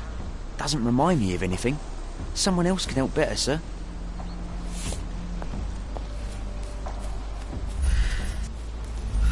Oh, it's that ridiculous artist from the hotel. Be nice, Sherry. Make friends. Mr. Holmes, did you come for another portrait? No, I jest. You gave quite the performance last night. The hotel was abuzz with your name. I must say I was rather absorbed in it all. The fallibility of men. Such scandal. It was a welcome distraction. Oh, my manners. I am Werner Vogel, art enthusiast and gallery proprietor. Mr. Vogel, I was perhaps too curt when last we spoke. Speak no more of it. Travel takes it out of any man, never mind when this is your destination. Once I learned who you were, the pieces fell into place. Your mother was well liked on Codona in her time here. I was sorry to hear of her passing. How did you come to possess my mother's pocket watch? Oh my! It is quite something to witness those powers of deduction firsthand. Yes, I left you her timepiece. After her death, there was an estate sale. All of Cordona's elite picking of her remains. I couldn't let such a lovely thing go to those vultures. When I learned your name, I could no longer keep the watch in good conscience. It is yours by right, and I knew you'd find it here. Thank you. I'd forgotten all about it, but the moment I saw it, I knew it was hers. Amazing what the young mind forgets and the older can recall. Rather odd, loitering in a cemetery. I suspect you'll win, but I'm here for my art. There's beauty everywhere if you look, even in decay. A little darkness brings out the light. Now, a diligent observer might note that you too are loitering in a cemetery. What brings you here? Closure answers penance? Closure, I suppose. And what is closure? Mere proximity? Understanding. Acceptance. You didn't understand from afar. You had to come here to accept the truth of her death? Of course I understand. She died of consumption, drowning in her own blood. Your mother? Yes, my mother. I must have been misinformed. I'd heard otherwise. Otherwise than consumption? No, you'd know better than I. I'd heard talk of a police investigation, but Cordona is a notorious gossip. And what does it matter? She's passed on either way. She has. Well, I shall intrude no longer. I'll leave you to your closure. Do stop by the gallery if your travels permit. Farewell.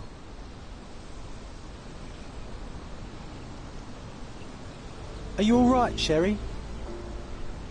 Take as long as you need. Whatever I need, it isn't here. We should explore Cordona.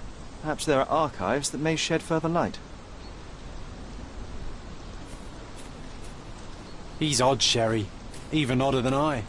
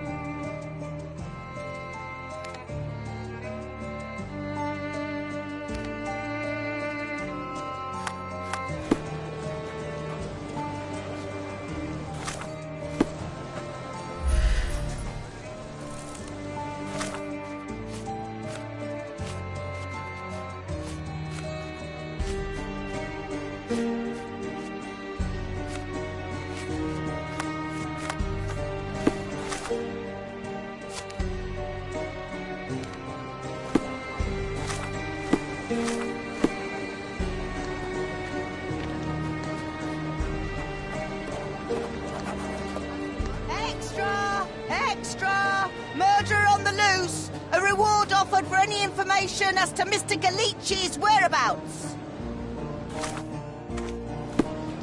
The cheapest news on the island.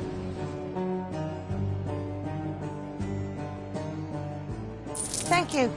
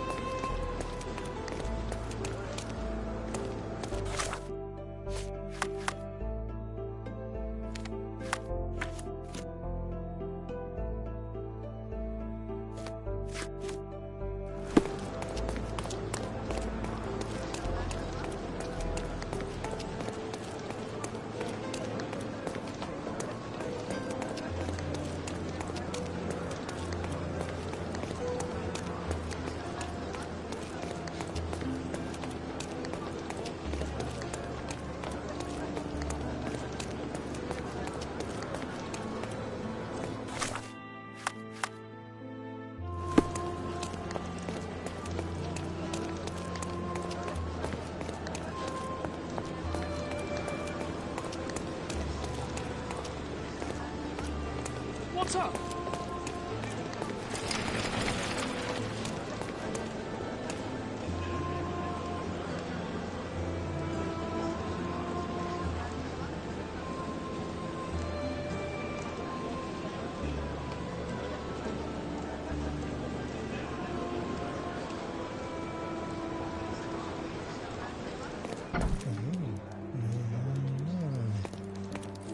Stark do this, Stark do that.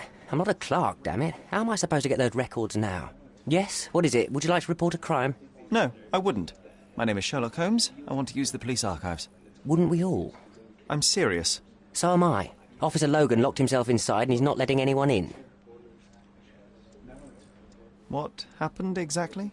A tailoress from Scaladio's been robbed. Logan spent 2 whole days at the shop sketching the thief, and she still insists that it's all wrong.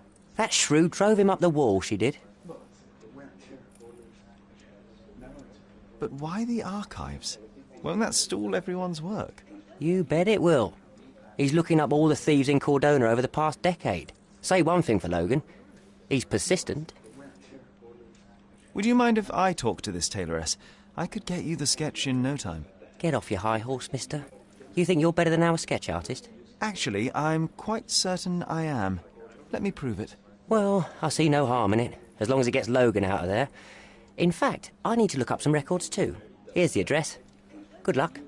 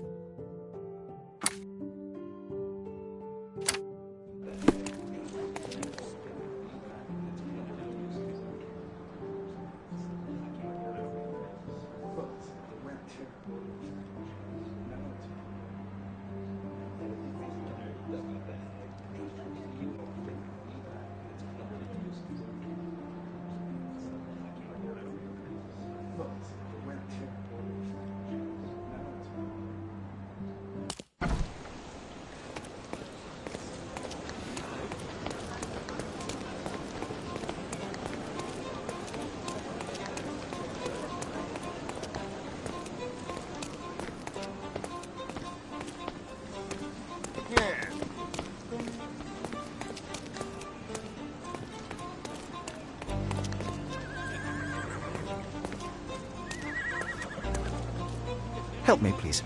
A solid question, sir, but I don't have the answer.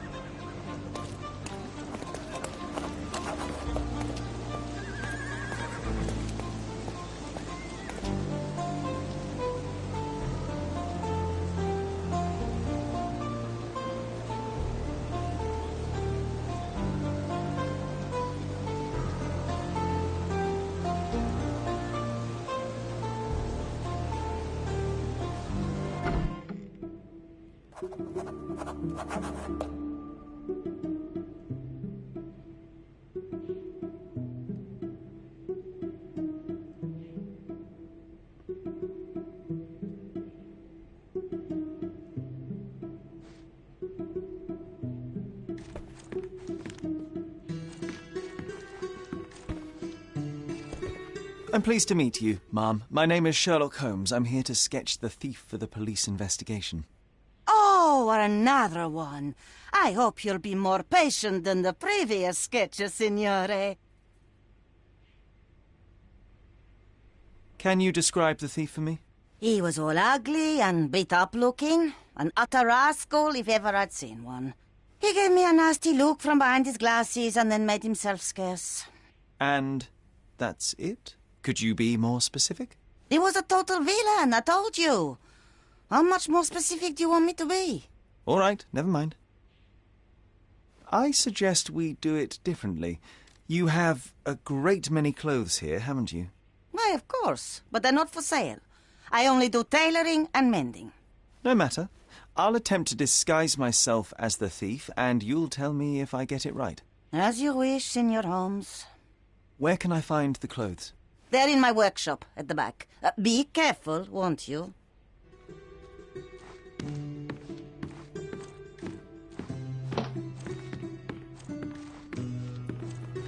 Oh, look at this old chap putting on airs like some Italian doge.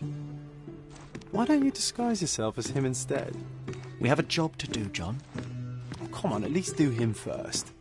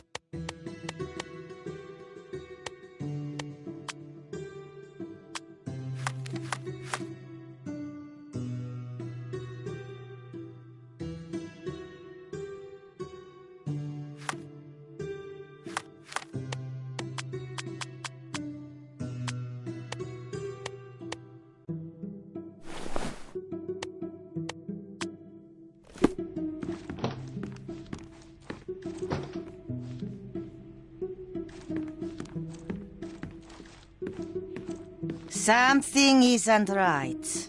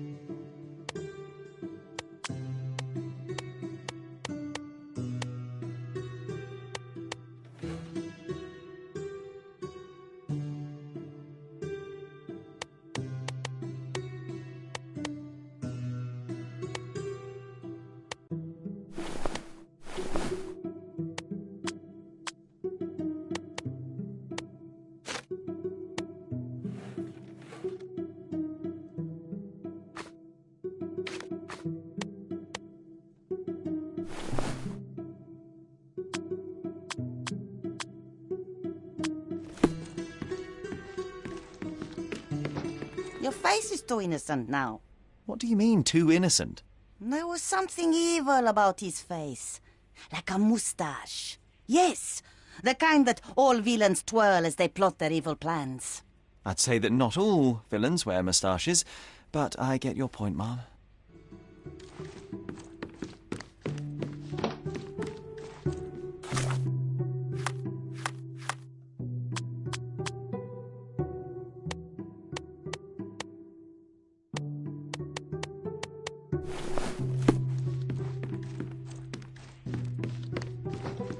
No, those clothes are wrong.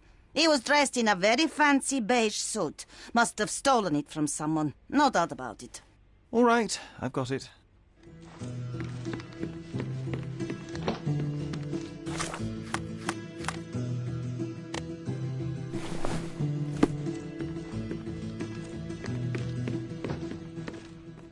No, signore. That hat is wrong. I told you it was a regular bowler. You didn't tell me it was a bowler. But I did. You ought to pay more attention, signore.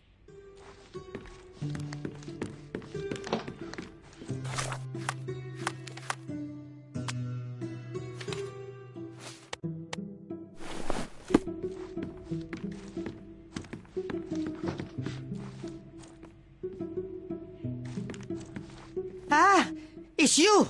I mean, it's him. It's him!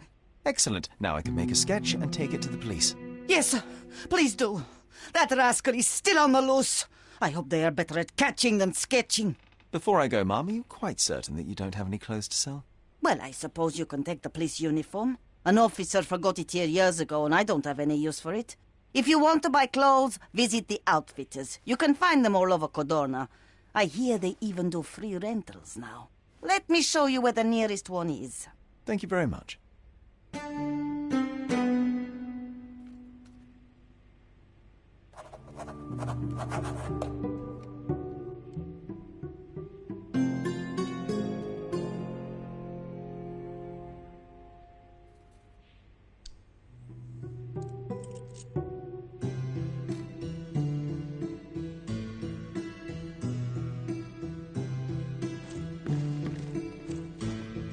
Thank you, signore. John has wares if you have coin.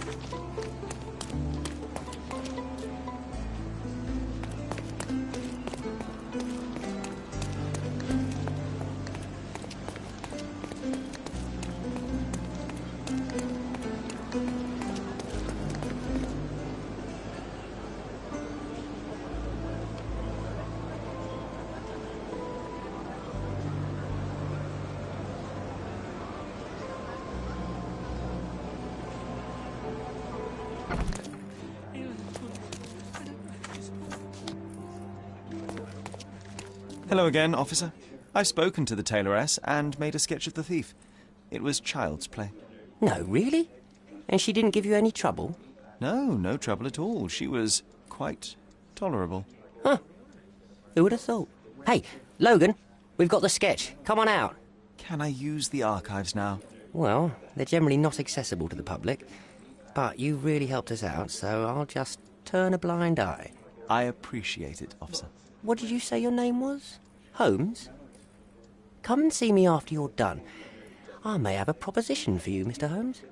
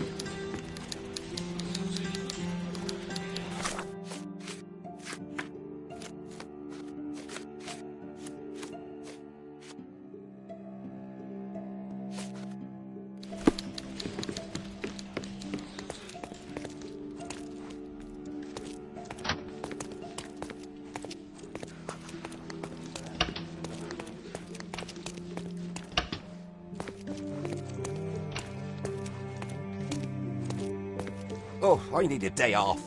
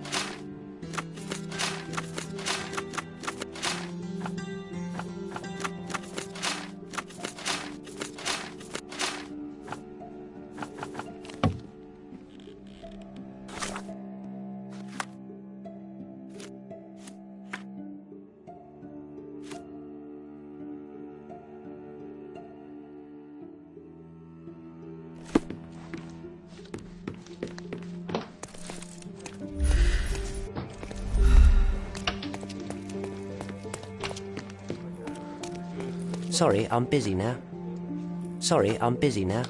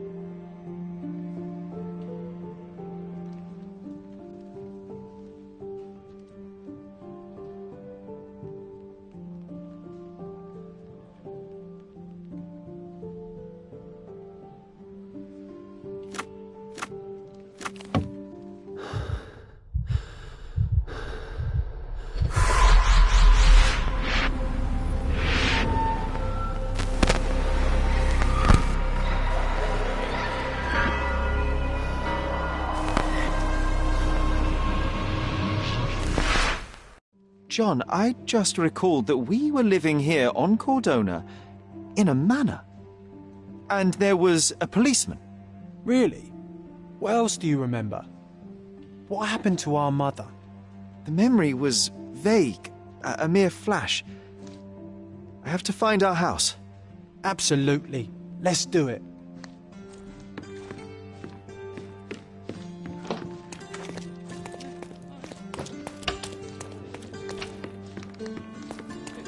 I'm done with the archives for now. Can I help you with anything else? As a matter of fact, you can. The thing is, our chief inspector has vanished, as if we weren't undermanned enough as it is. Wait, what do you mean, vanished? Gone missing on a case. Shady business, but that's besides the point. See that board? Pending cases are posted there for any available officers to investigate. I would take them myself, except that I've been told to work the reception desk, like some clerk. Yes, we're that short-handed. I understand your predicament, but what does any of it have to do with me? I may be available, but I'm certainly not an officer. Oh, don't worry about it. Consider yourself a temporary one-man independent police force. That's a bit of a mouthful. There's just one small, minor, basic formality. You'll need to complete our physical training course. Easy. Well, I'm not one to balk at a spot of exercise. What must I do? That's the spirit. Sergeant Ermy will show you the ropes. Follow me.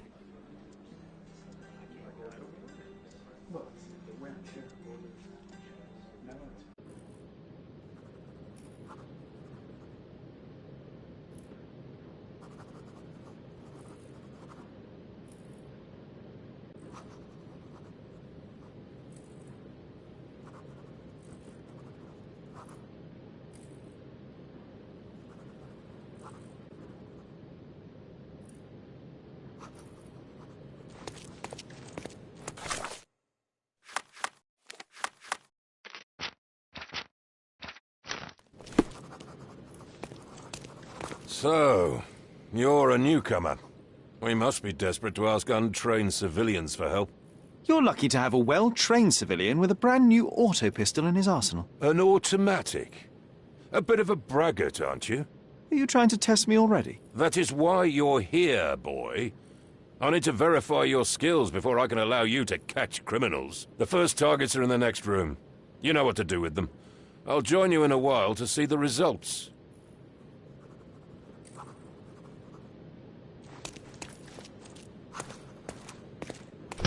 Concentrate, Sherry. You need to hit every target to show the sergeant how we do it.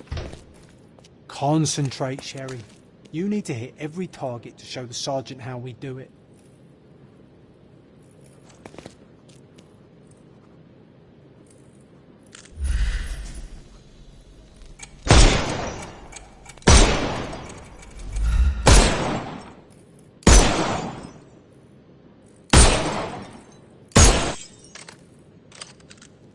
Hooray! Proceed to the next room. Meanwhile, I'll fill out the paperwork. All right, let's move on, Sherry. Come on, Sherry. It's just like in childhood.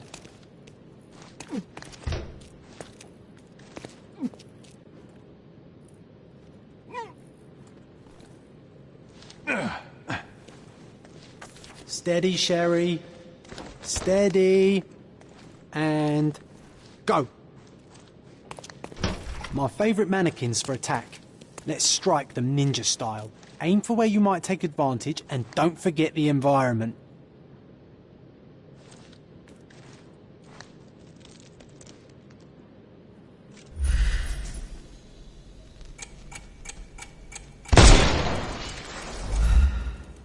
I could do this all day. Please don't, Sherry. We don't have that much time. Our enemies might be stronger than us, but we rely on our wits. Shoot off their armour.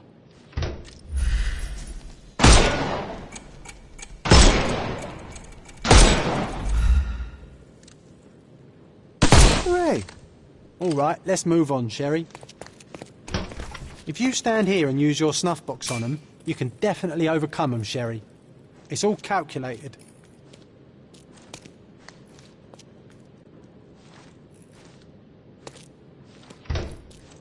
Look at that helmet of his. You won't be able to get the powder past it. Helpful advice, John. I would never have guessed. Good job, new boy. Well, I'm almost finished with the paperwork.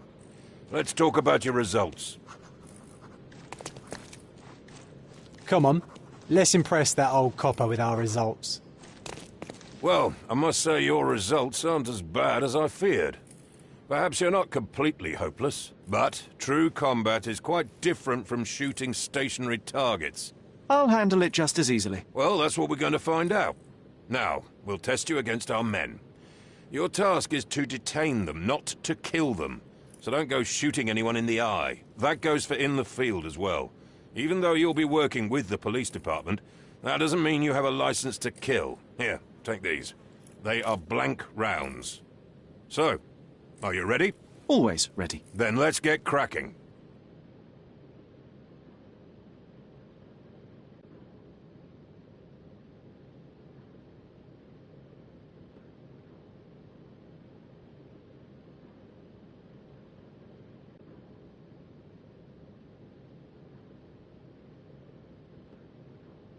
Worried?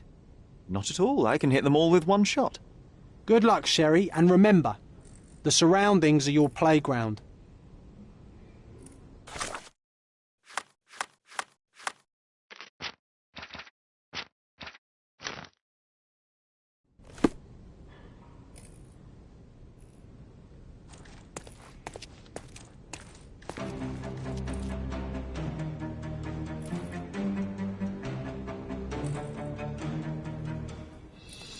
I'm coming for you. It won't work this way. I'm coming. Overcome him, don't rush. I'm coming for you.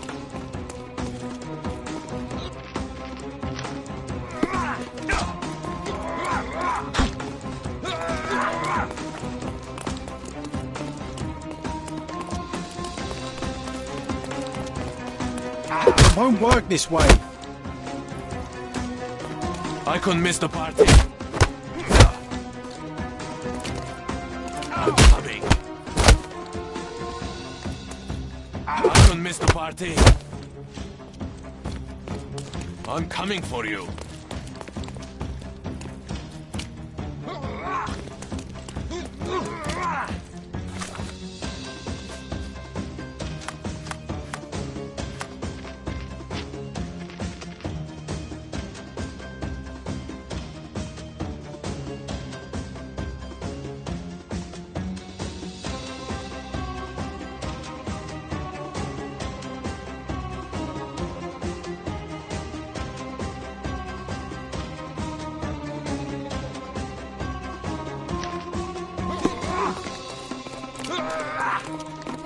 Overcome him, don't...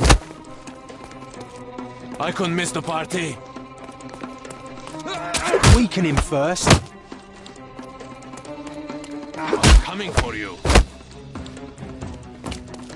I couldn't miss the party.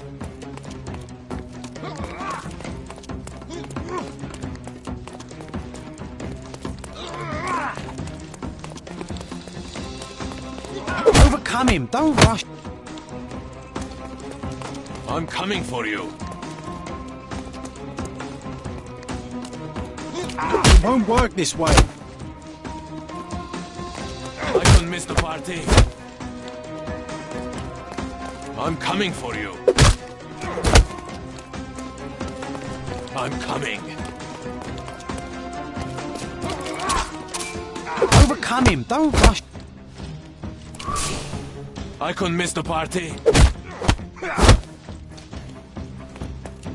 I'm coming.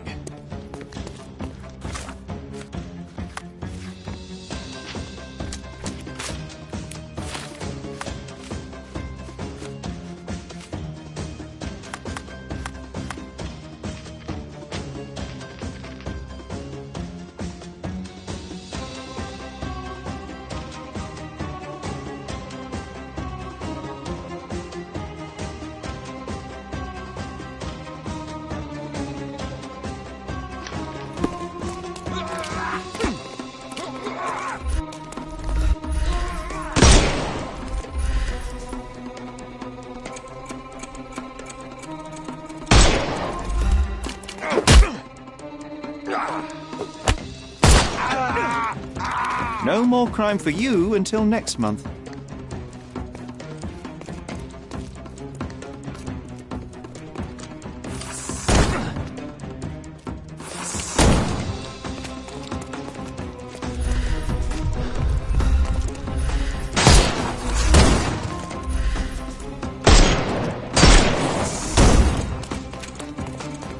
Overcome him, don't... I couldn't miss the party.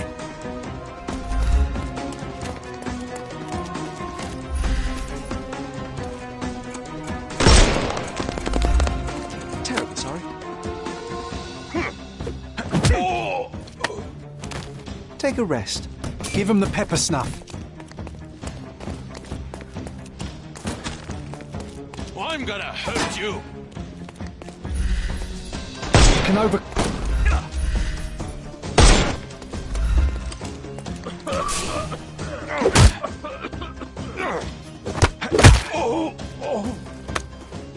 Don't cry, you'll live.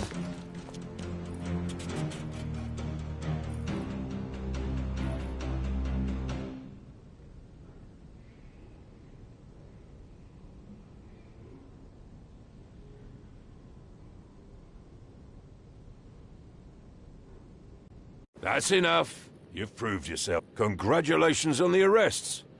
I can't believe you did so well with the close combat. I did tell you that I'm well trained. Well, do the same on the street, and you'll be well rewarded for every arrest you make. Here is your certificate. You are now an authorized crime scene consultant. Well, it's now your duty to make this city a safer place. Cordona won't ever forget it, but at the same time, it will never remember. I'll tell Stark all the necessary details about your successful certification. Congratulations.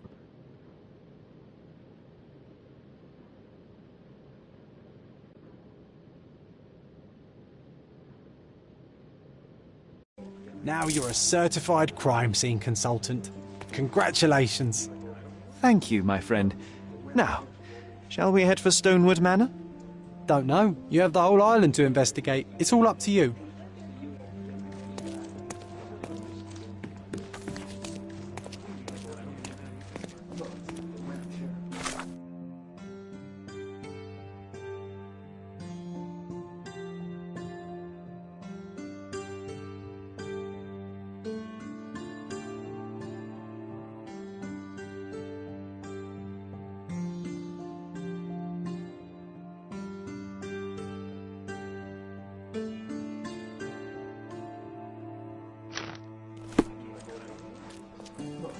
Any progress with the case, Mr. Holmes?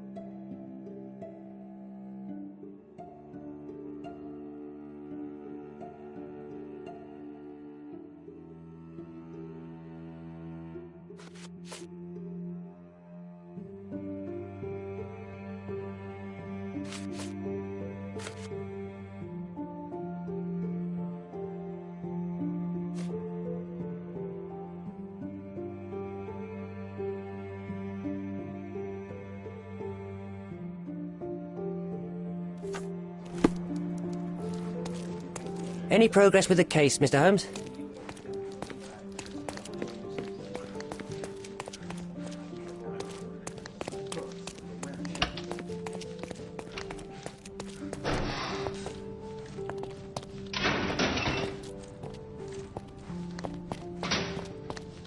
This area is restricted.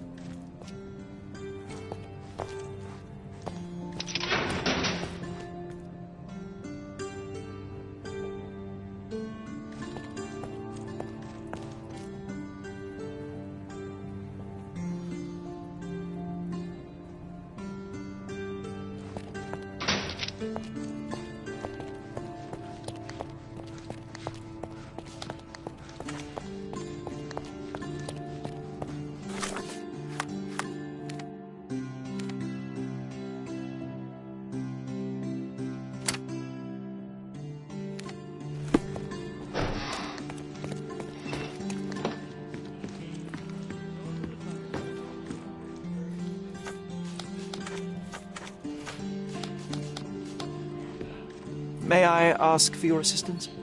A solid question, sir, but I don't have the answer.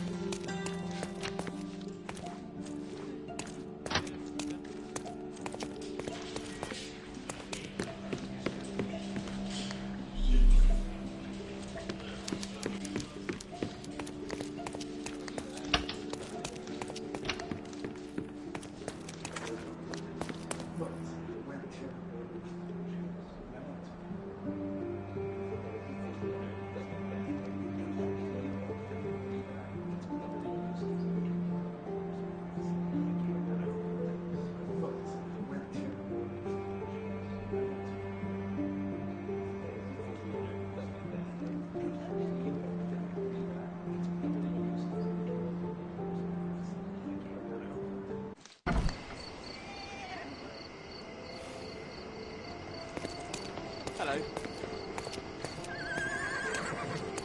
How do you do?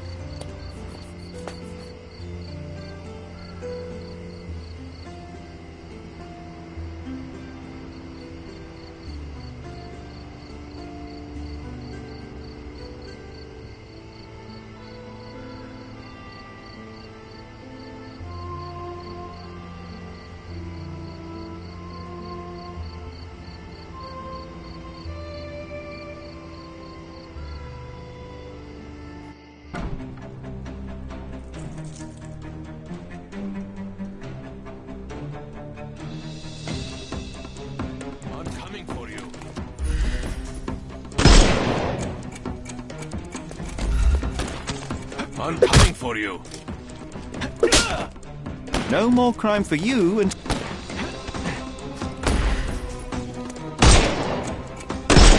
I'm coming. Take a rest, my friend.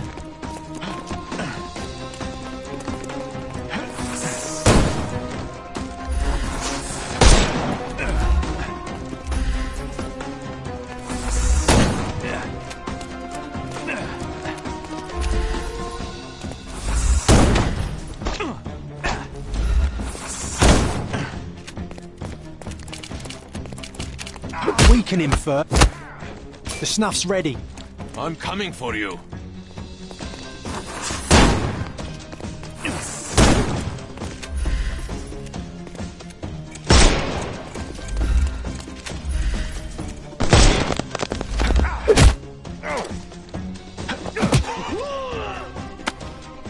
Do some. Give him the pepper snuff.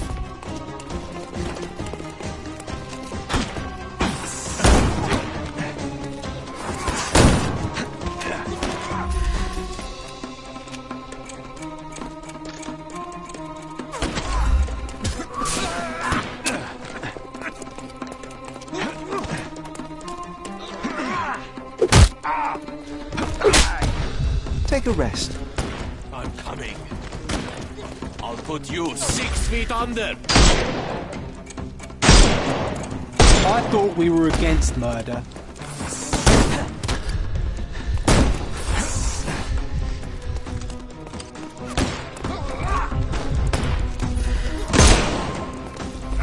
couldn't miss the party.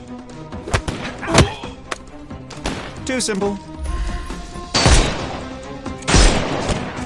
Time to knock this guy out. Dodge this! Dodge this!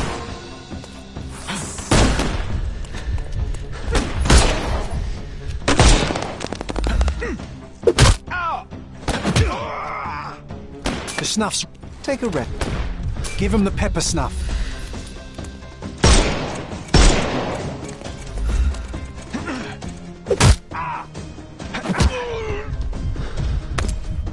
Don't cry. The snuff's ready.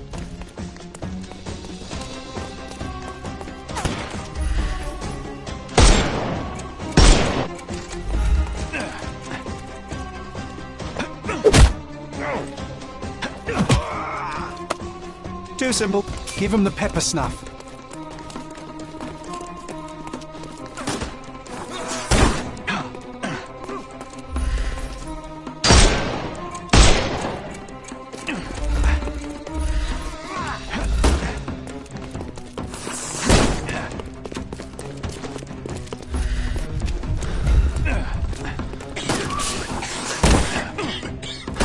I'm coming for you.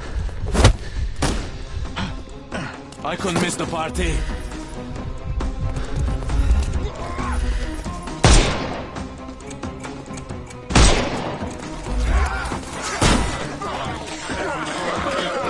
I'm coming. No more crime for you.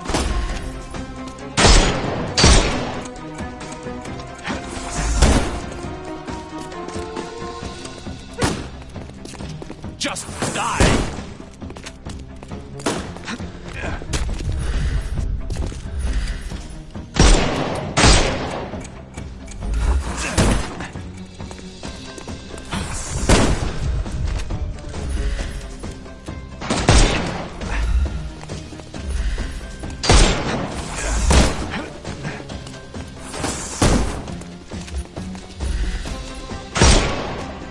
Hey, you could have kept him alive.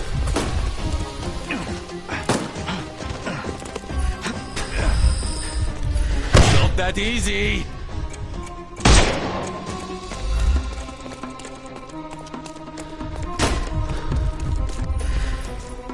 You can overcome...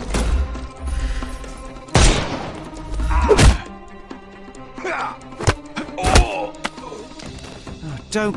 The snuff's ready.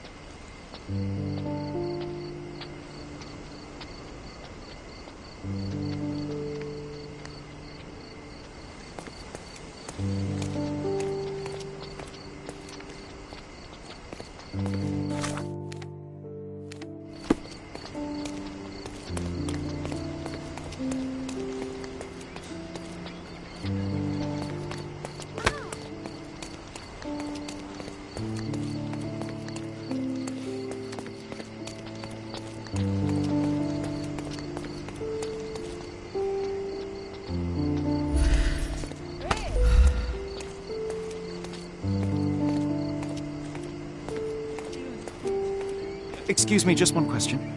Sir, I can assist you straight away.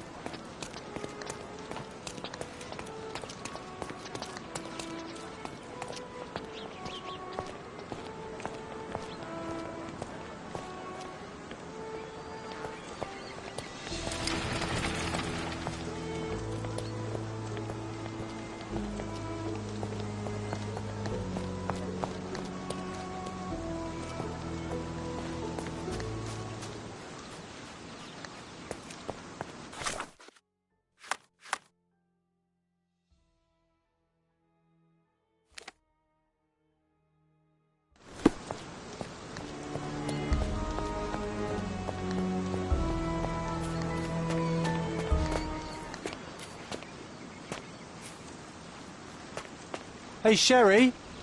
There's post here. And it seems as if the letter was delivered recently.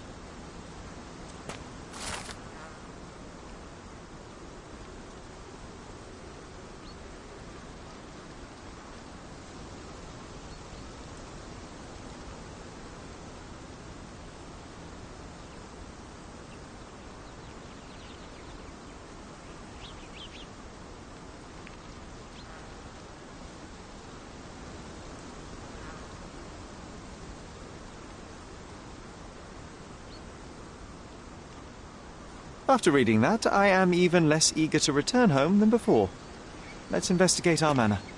That's the Mycroft I know. Predictable.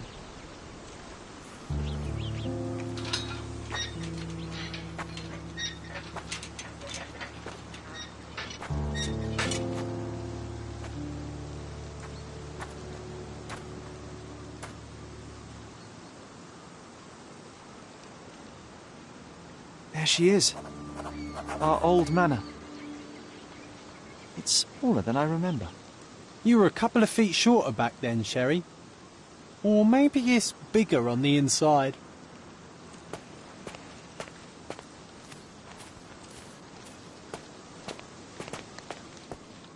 Look at the ash all over the door. I don't recall hearing of a fire. We don't have to stay here. You can afford another night or two at the hotel.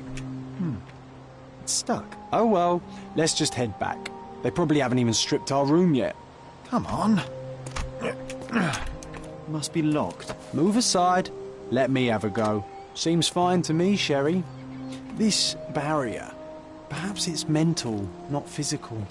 Or perhaps the rest of us are simply constrained by reality, John. I wonder if there's a key secreted somewhere in the garden. Take a look around, Sherlock. I'm sure you'll discover something.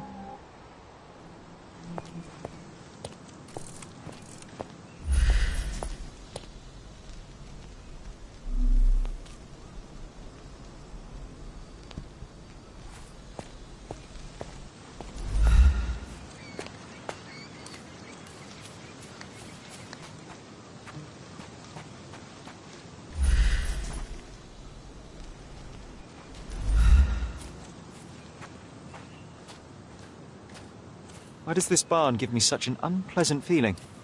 Oh, I know. It's because Mycroft used an axe to shoo you out of here. It scarred you for life, but I enjoyed it.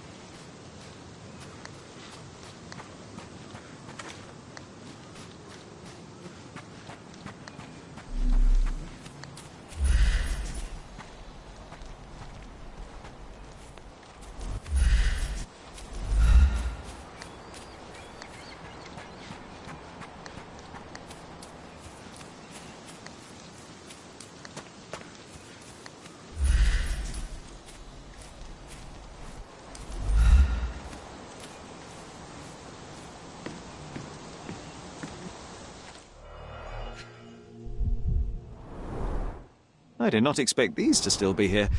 It was enjoyable to practice using real handcuffs to make an arrest. Hey, that's Wooden Joe. He was always the best at playing criminals.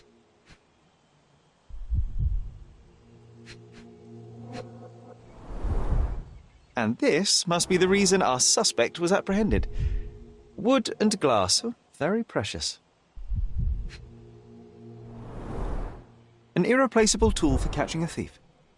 Funny, Wooden Joe reminds me of the trouble we once got in with the police. Do you remember, John? Somewhat. Maybe we can recall more details.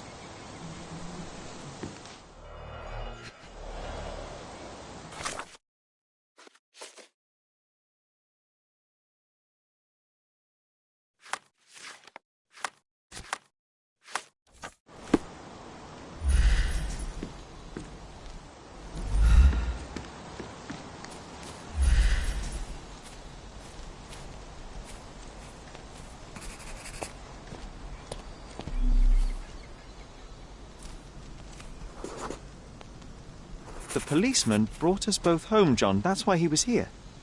I'm pretty sure he brought something else with him too. Do you remember what it was? I bet it was our reward. No, we were not so lucky. It was a set of lockpicks that we had used to sneak into someone's house. That's why we were arrested. Did someone come out to investigate all the commotion?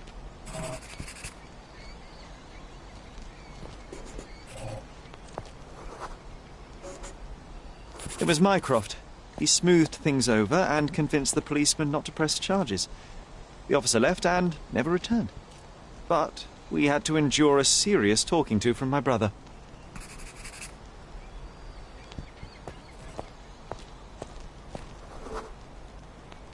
Mycroft wasn't happy about the fact that we were arrested.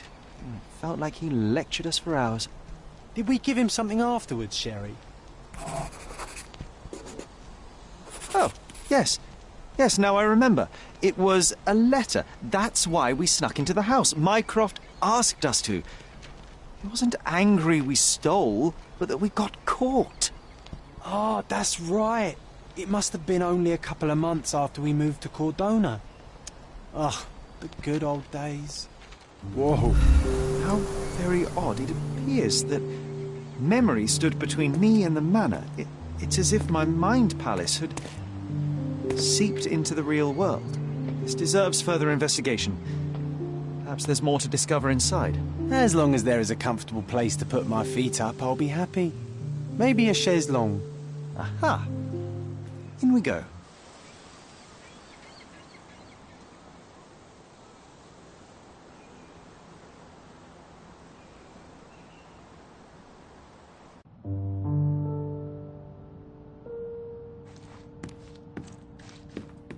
Home sweet home, Sherry. Hey, this is the luggage we brought from London, isn't it?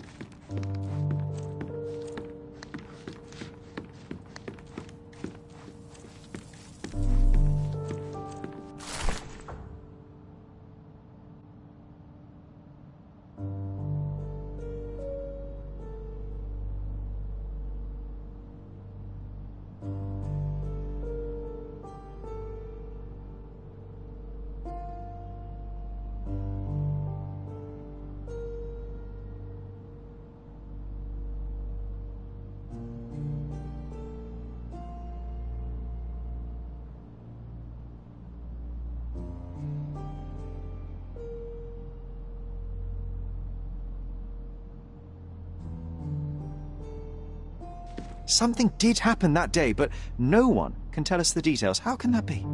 Agreed. It's rather suspicious.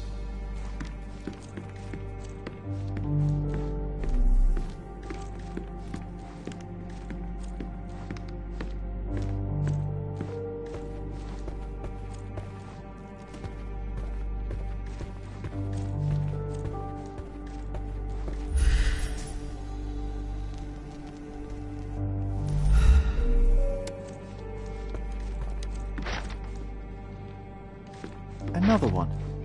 There must be something important behind it. I can feel it.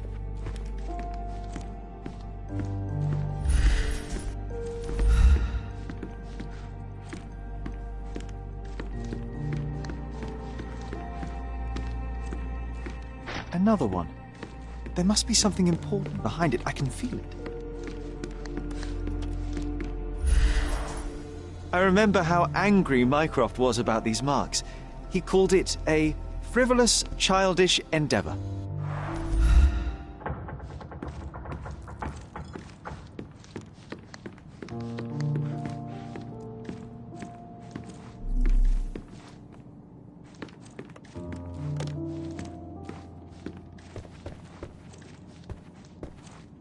I heard footsteps upstairs a second ago. Wait, do we have an attic here?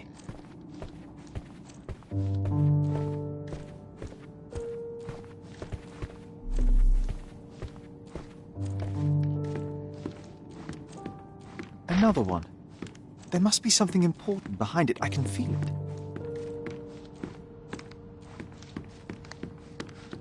Another one.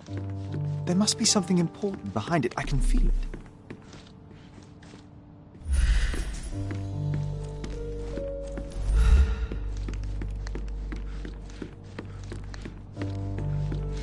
I think our family portrait used to hang here.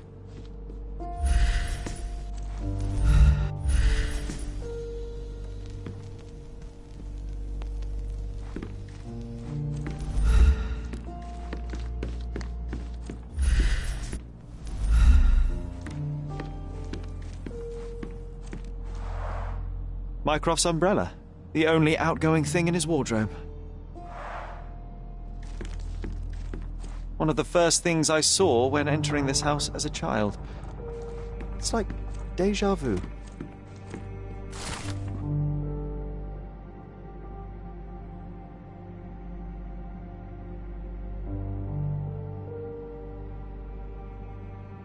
And I was wondering why it's so empty in here. There may be a small chance that some of our property could be found among local traders' wares. It is worth a look, wouldn't you say? Another memory incoming, Sherry. Strange. I struggle to recall anything about the day we moved in. The only detail I'm sure of is that it was raining early that morning.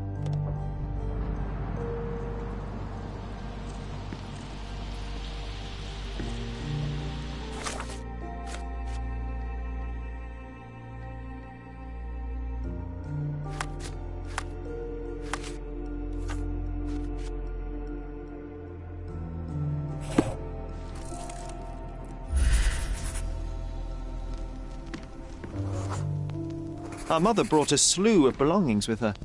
She refused to leave a single thing in London. Mycroft had to spend the whole day dealing with it.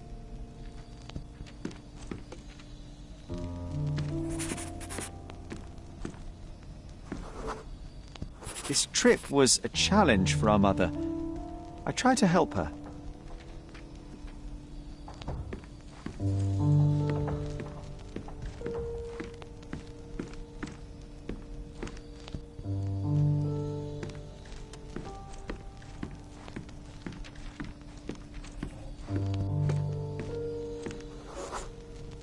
There was always a hat on our stand, but I'm sure it did not belong to Mycroft. Do you feel it? Is it the air shimmering, or is it my imagination?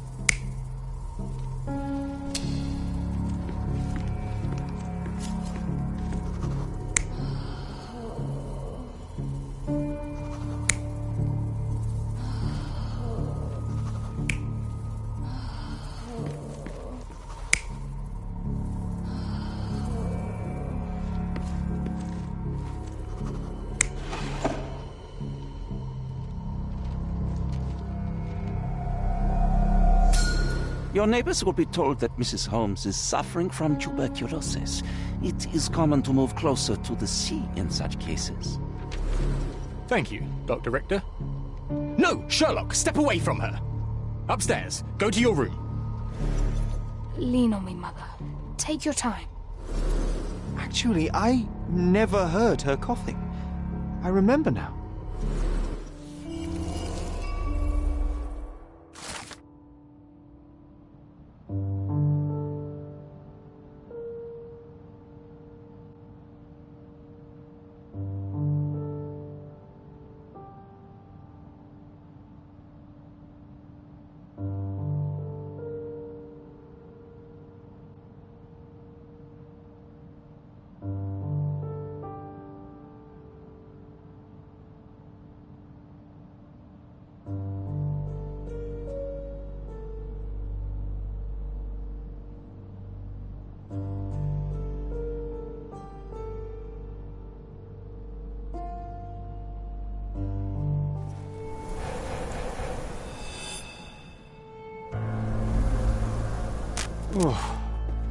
I feel dizzy. It's stuffy in here, isn't it? John, are you all right? I'll be okay in a minute. How about we find our room in the meantime?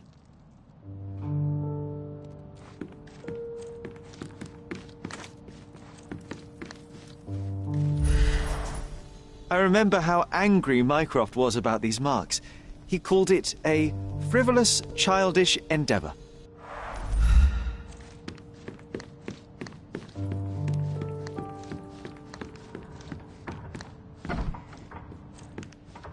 Look at this. It's like travelling 10 years into the past with a single step.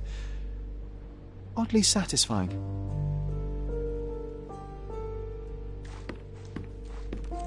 Need to repeat this one day, but with bullets.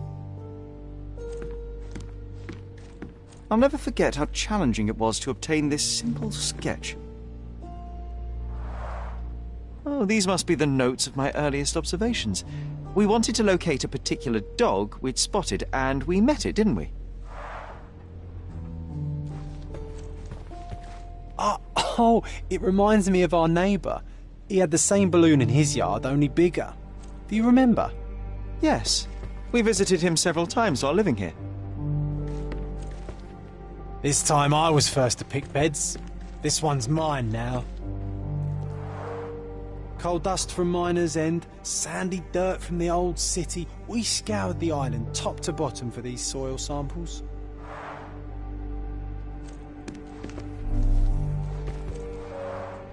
The first chemical laboratory I ever made. I almost miss its elegant simplicity.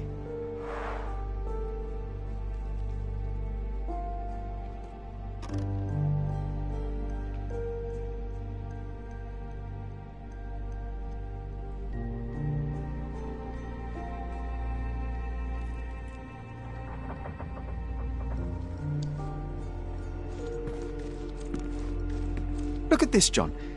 Remember how desperately I wanted to learn the violin?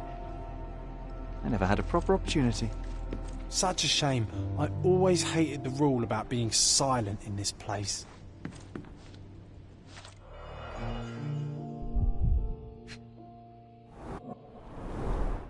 The only fiction book on my table. I can still hear my mother reading it to me.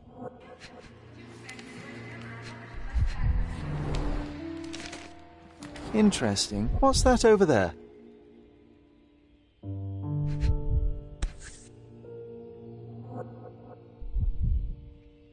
This doorknob has a cross-shaped end. Too intricate to be merely a handle. You know what? That definitely looks like a key. Let's poke around and see if we can find any secrets. So many pleasant evenings were spent here with the Encyclopedia Americana.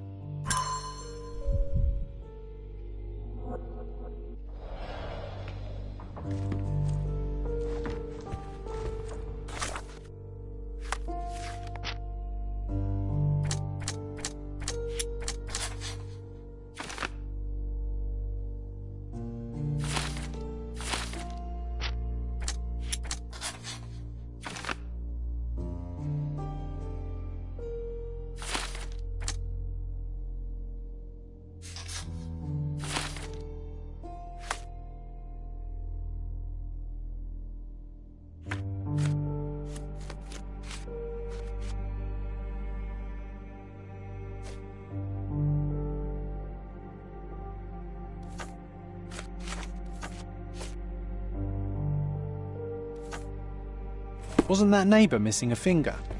That does sound vaguely familiar. Wasn't his name, Theodore? Theodore Gilden, perhaps? It's the perfect time to investigate.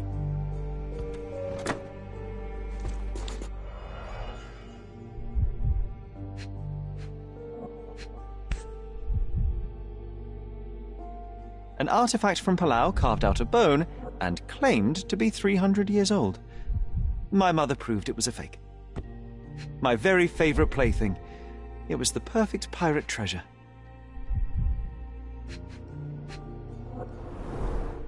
Cannot believe all my toys are still here. Hey, they were not just yours, they were half mine too.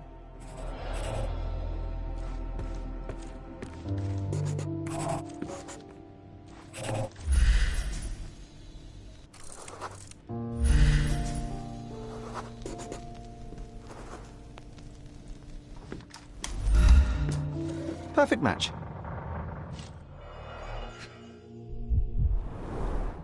My small archive of crime clippings. Maybe I should pick up this habit again.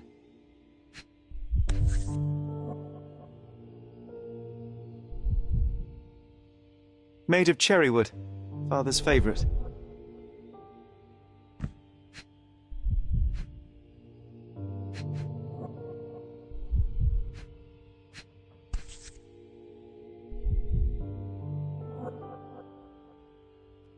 Still has a faint odour of tobacco, one of the few things on this island that smell like home.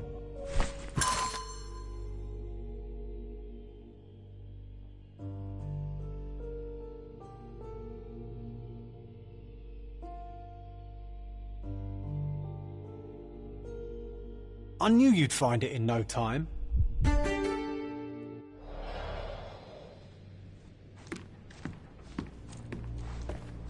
This time I was first to pick bed.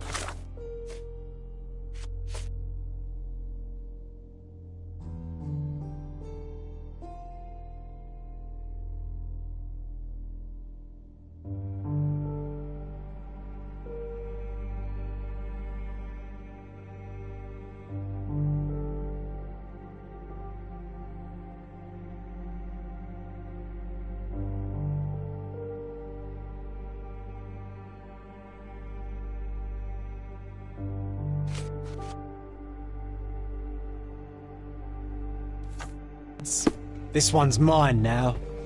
This time I was first to pick beds. This one's mine now.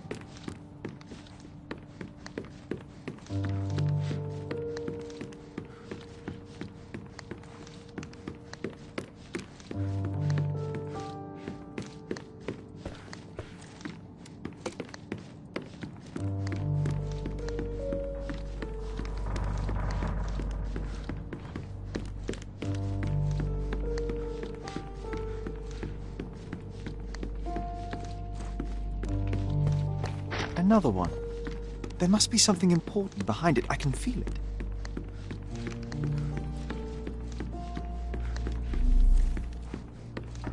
Hey, this is the luggage we brought from Mycroft's umbrella. The only outgoing thing in his wardrobe.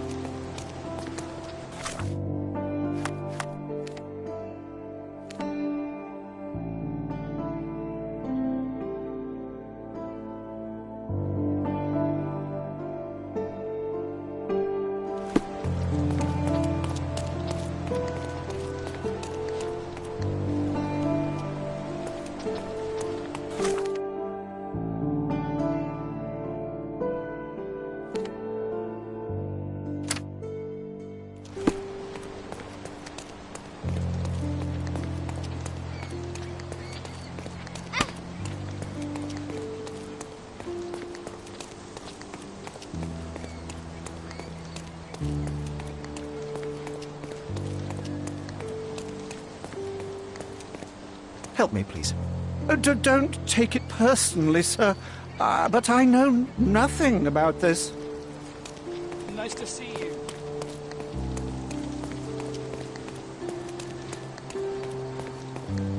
That wretch Goliath would murder us all. Mark my words.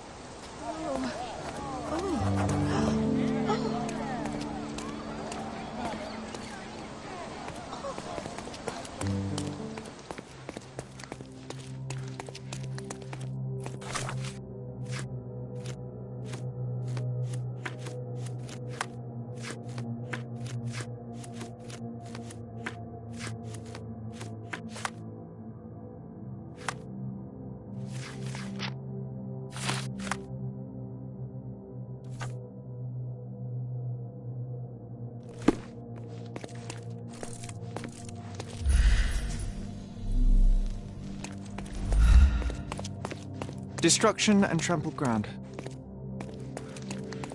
It's as if a storm went through here.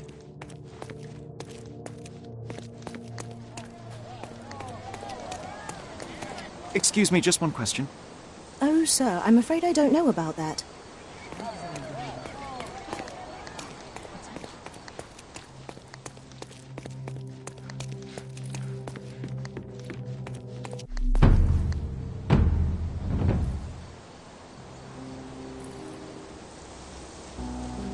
Oof, a contortionist you were not.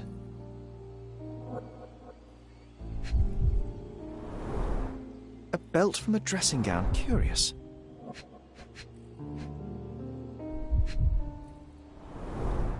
Disjointed vertebrae, difficult to say if it was a way to start or finish him off.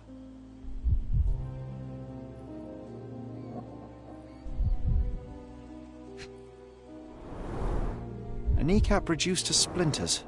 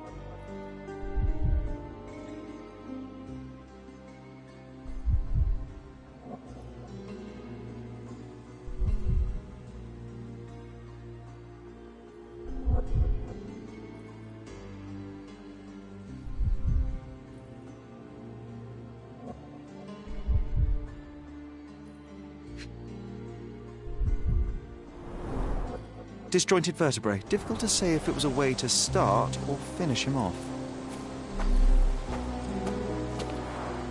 Didn't we get to fly in it as children? I doubt it could hold my weight today.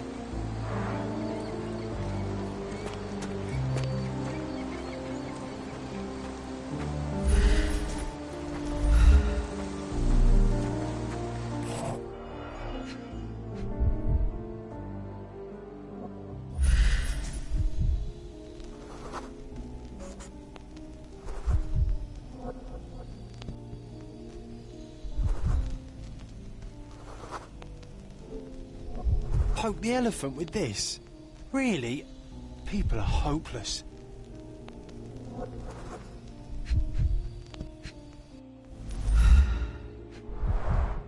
A strong pull broke this leash.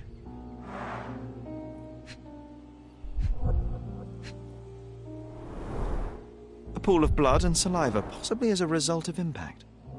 Sherlock, take a picture of the footprint. It's valuable evidence.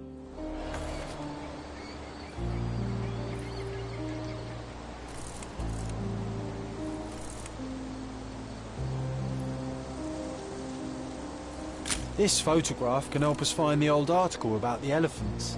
The front page was fascinating. It was hard to believe as a child. True. We may need it in our investigation. This is quite comfy.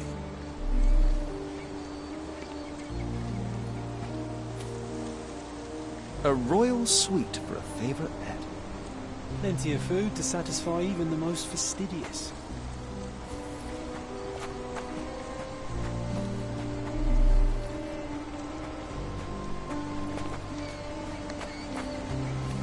An amount of attention that most can only dream of.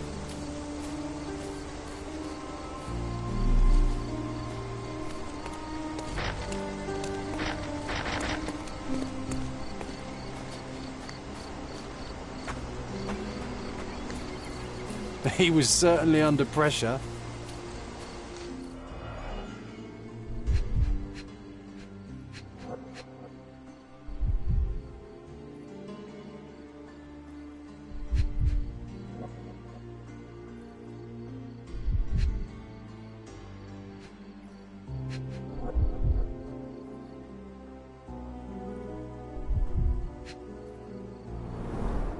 A missing pinky, middle-aged. It's none other than Theodore Gilden. Oh boy, Sherlock. Another death means another question. And we shall answer the question. It's far too interesting to give it up to the police.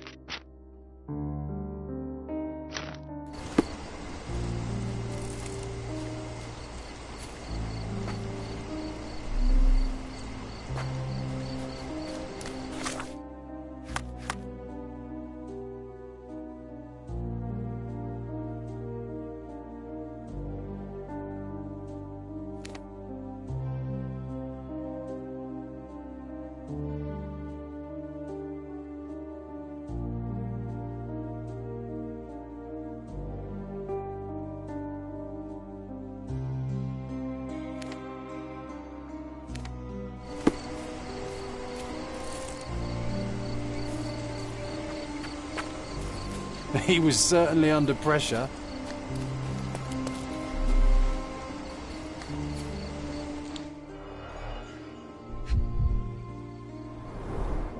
A coal gas tank, enough to pump up an airship.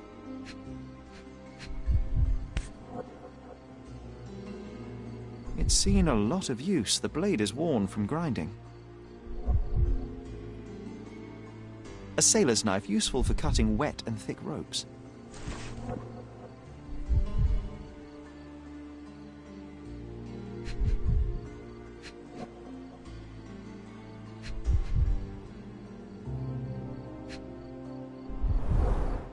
Fresh signs of impact.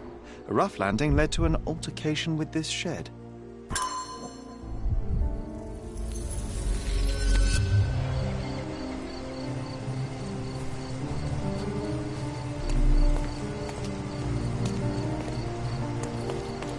Destruction and trampled ground.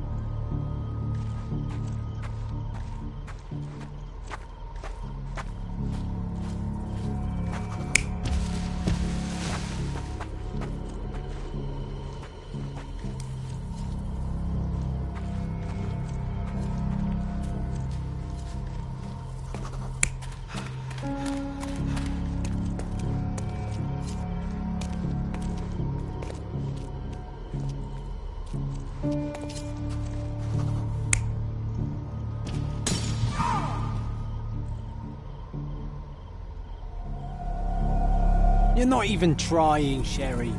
Concentrate.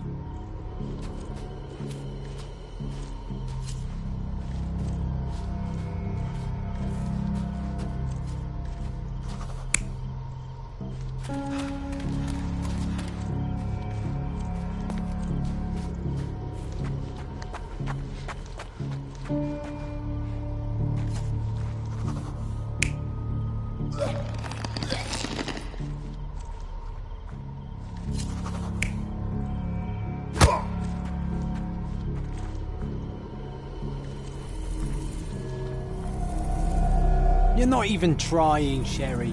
Concentrate.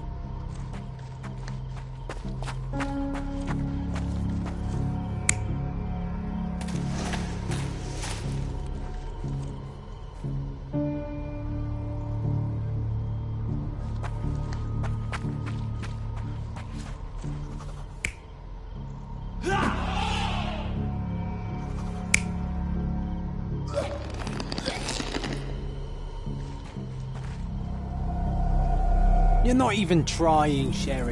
Concentrate.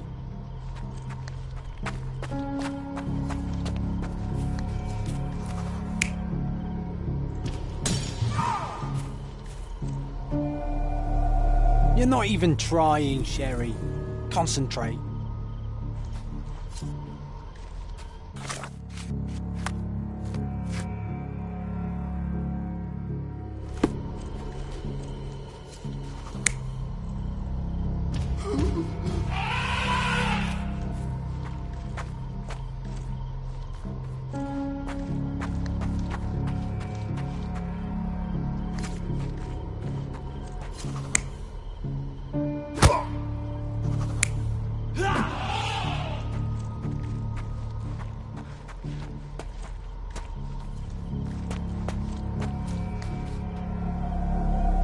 You're not even trying, Sherry. Concentrate.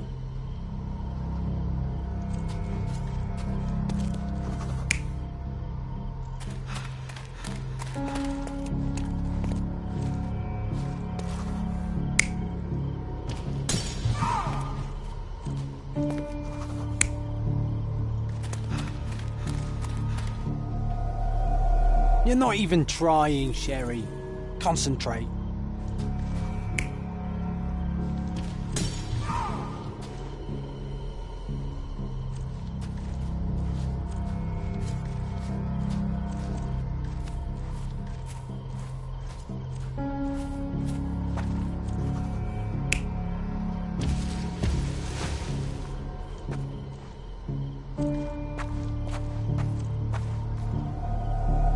You're not even trying, Sherry. Concentrate.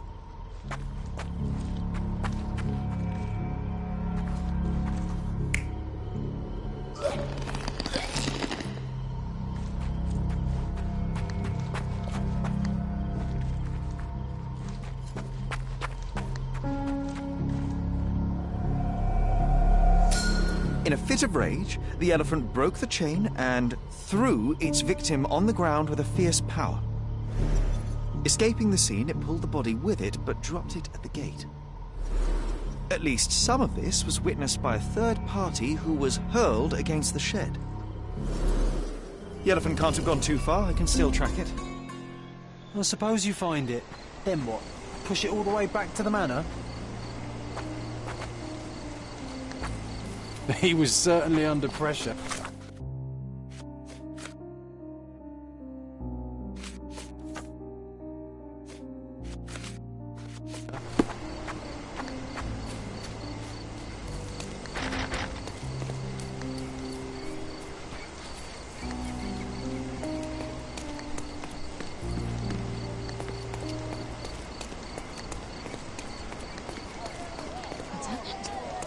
What was it? May I ask for your assistance? That's a question I can answer.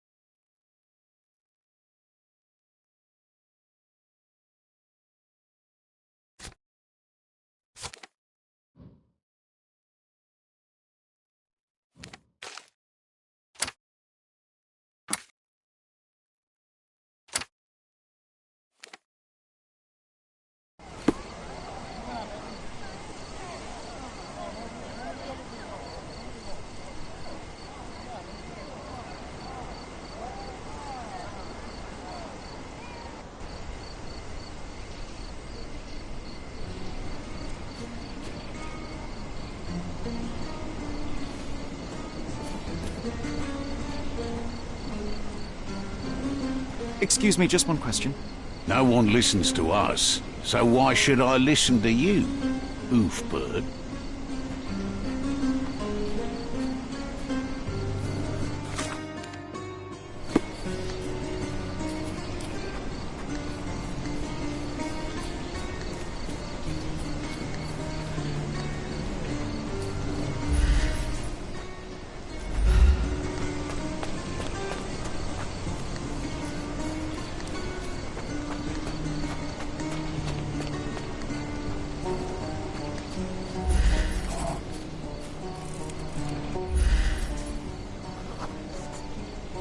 Okay, hear me out. If an elephant falls in the forest and there's no one around to... John, no. Oh, you're such a killjoy.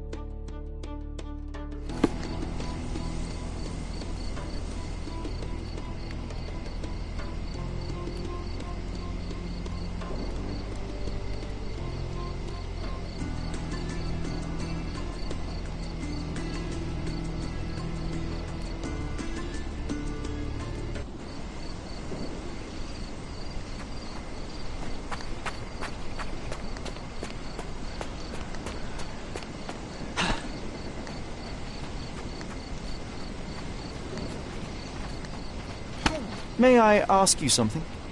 I don't think I'm rich enough to talk to you, sir.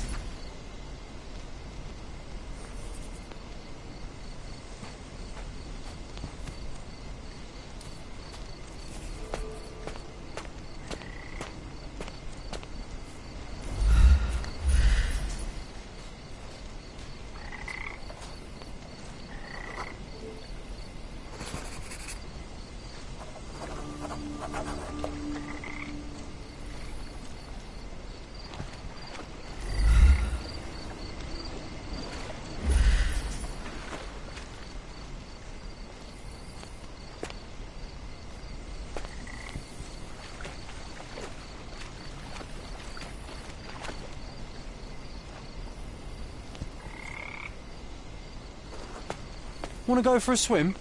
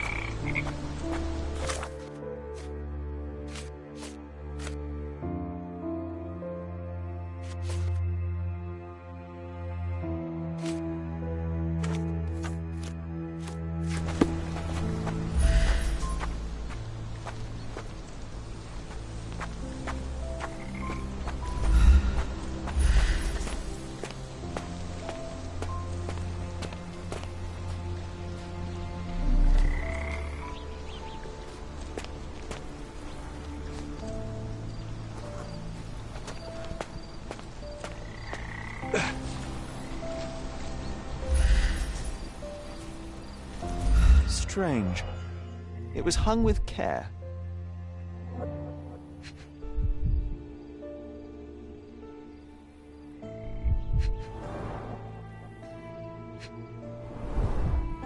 The game has escaped us, for now. We'll find a solution to the elephant problem later.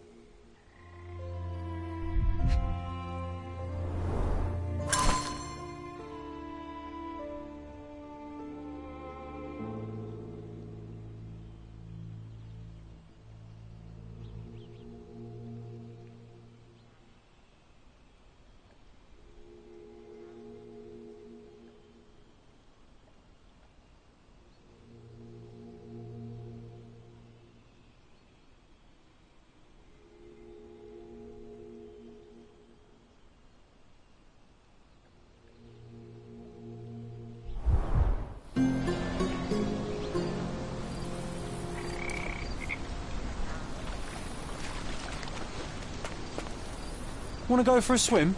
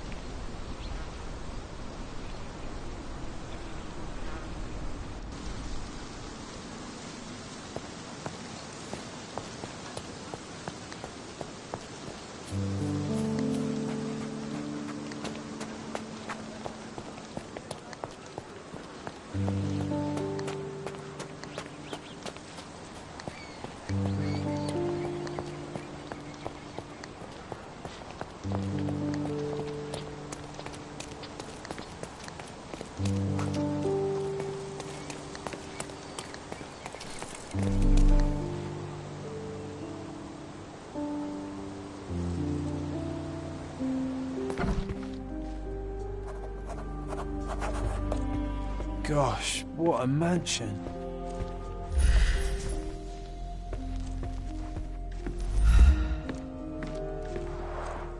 I can always recognize the spirit of a true artist.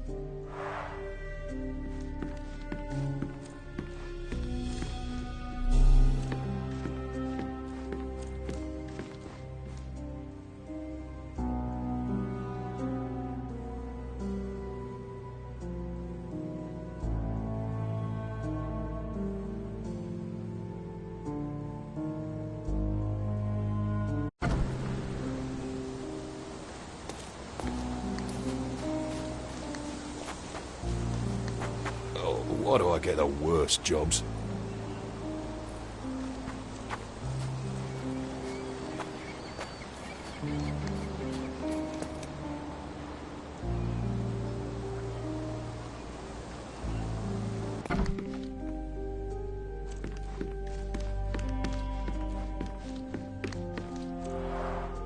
This young lady has a childish interest for her age.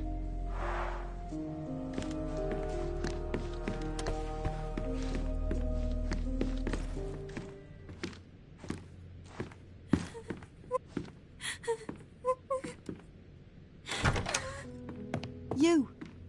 Who are you? My name is Sherlock Holmes. Theodore Gilden was... Did you kill him? Did you kill the elephant? It's not in the yard anymore. It escaped into the forest. You can't let it go. What if it returns? I highly doubt that, Miss... Imogen Gilden. Please, I beg of you, find that dreadful beast that killed my father. I suppose we do need to learn what happened. Can you tell me what happened? From the very start. I was here, so I didn't see how it began. My father visits the enclosure every morning to wake up Goliath. Today, I heard the elephant scream. I've never heard such a horrifying sound. My heart stopped. I knew something was wrong. I looked through my window and saw how it lifted my father up by his neck. I rushed downstairs. I saw it dragging my father as if he were a doll. I threw stones at it. It dropped my father's body and charged outside, screaming. Its roar was almost human. I was frightened, so I ran inside and hid here.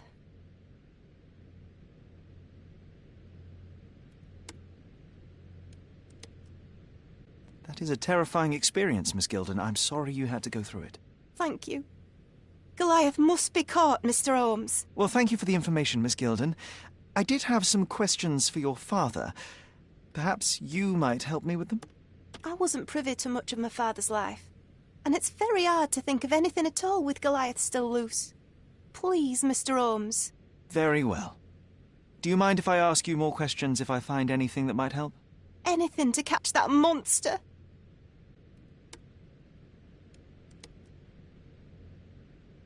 Miss Gilden, I was on this island 10 years ago, and your father knew my mother. I believe I even had the opportunity to ride that balloon outside, but I do not recall seeing you. I lived at my late mother's in Sheffield at the time. I'm in no spirit to reminisce right now. The elephant is out there. You've never heard the name Violet Holmes before? Perhaps your father... Please, Mr. Holmes. With that beast roaming free, I can't think of anything. Very well.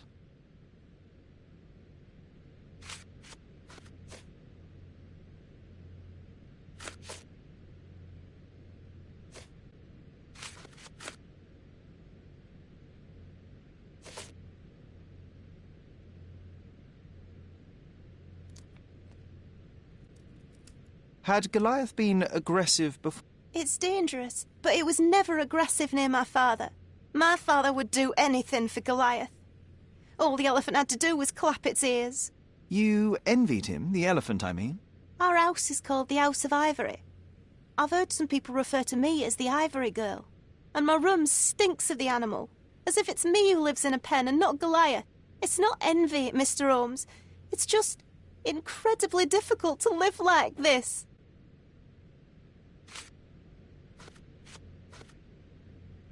Did you observe anyone else in the yard? Any of your servants, perhaps? Servants?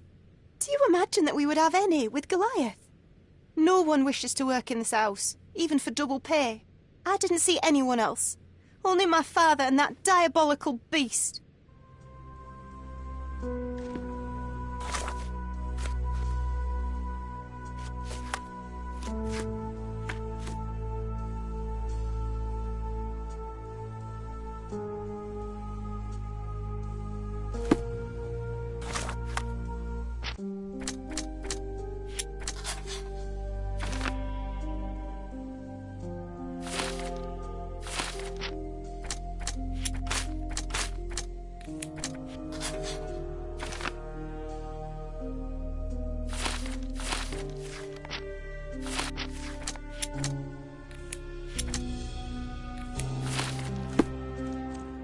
can't think of anything else right now.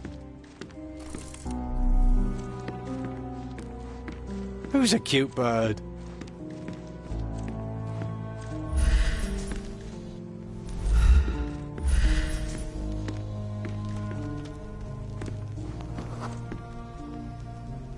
I can't think of anything else right now.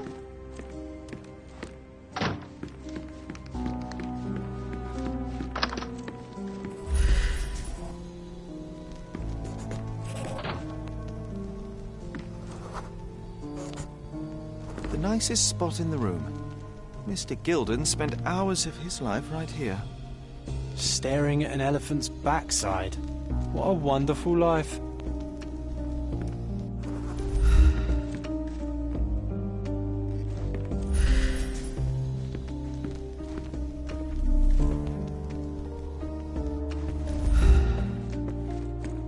Quite the spectrum.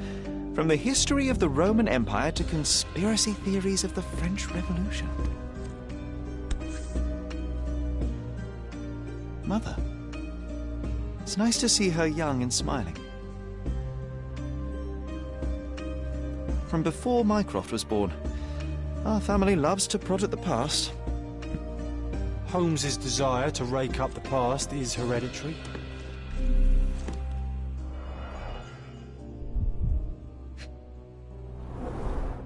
What's so special about this place? Another elephant?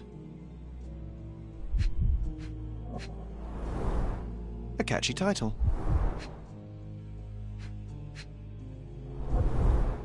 A partnership annulled with a single stroke of a pen. I should take a photograph of the plans. I don't want to carry them around.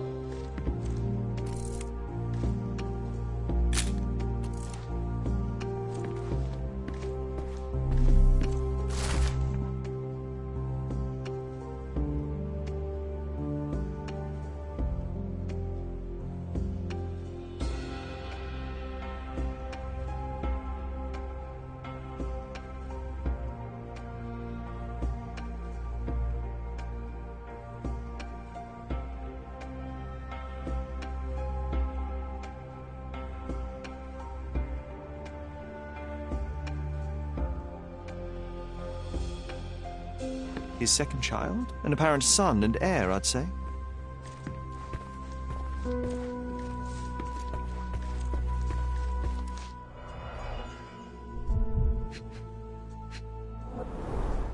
A relatively functional choice to replace the finger.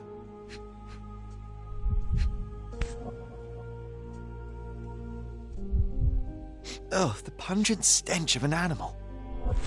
Did Theodore seek some pink elephants with this?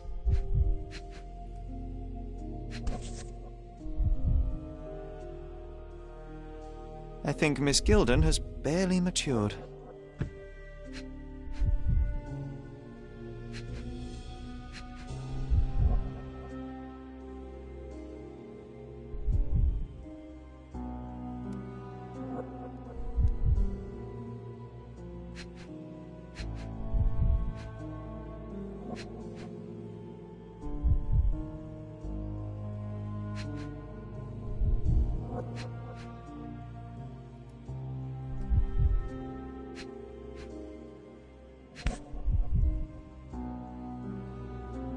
I think they were closer than you and me, John. I'm hurt.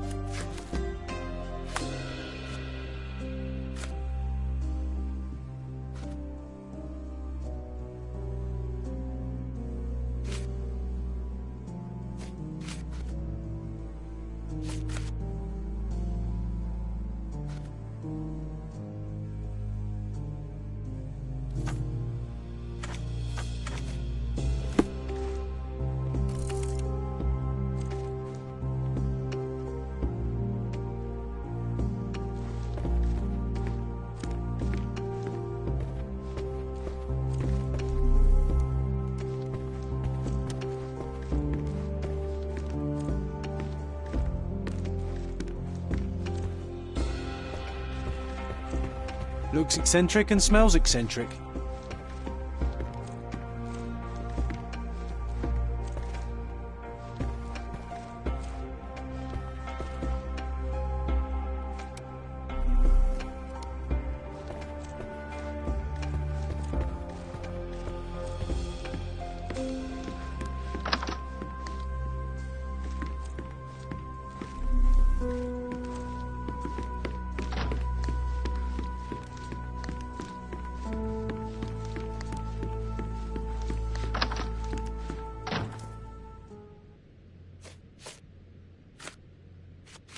A. Swift, is this name familiar to you? Your father had it removed from this plan. Oh, that's Arthur Swift. I've seen him a couple of times here. He works with my father in the old city, digging up something ancient. He is an archaeologist? That's the word, yes. But to be truthful, I really don't think Mr. Swift is fit to be one. I've just learnt a lot about archaeology from my favourite book series. Oh, they are page-turners. Inspirational, I'm sure, but would you happen to know where this Mr. Swift might be found? I don't, but perhaps you can find out somewhere. My father's work with him is all official. Lots of boring legal papers with signatures and stuff. And, which part of the elephant is in here? It's quite pungent. Oh, that. It's elephant sweat. Father believed that it might replace traditional ambergris. Well, that's true entrepreneur spirit.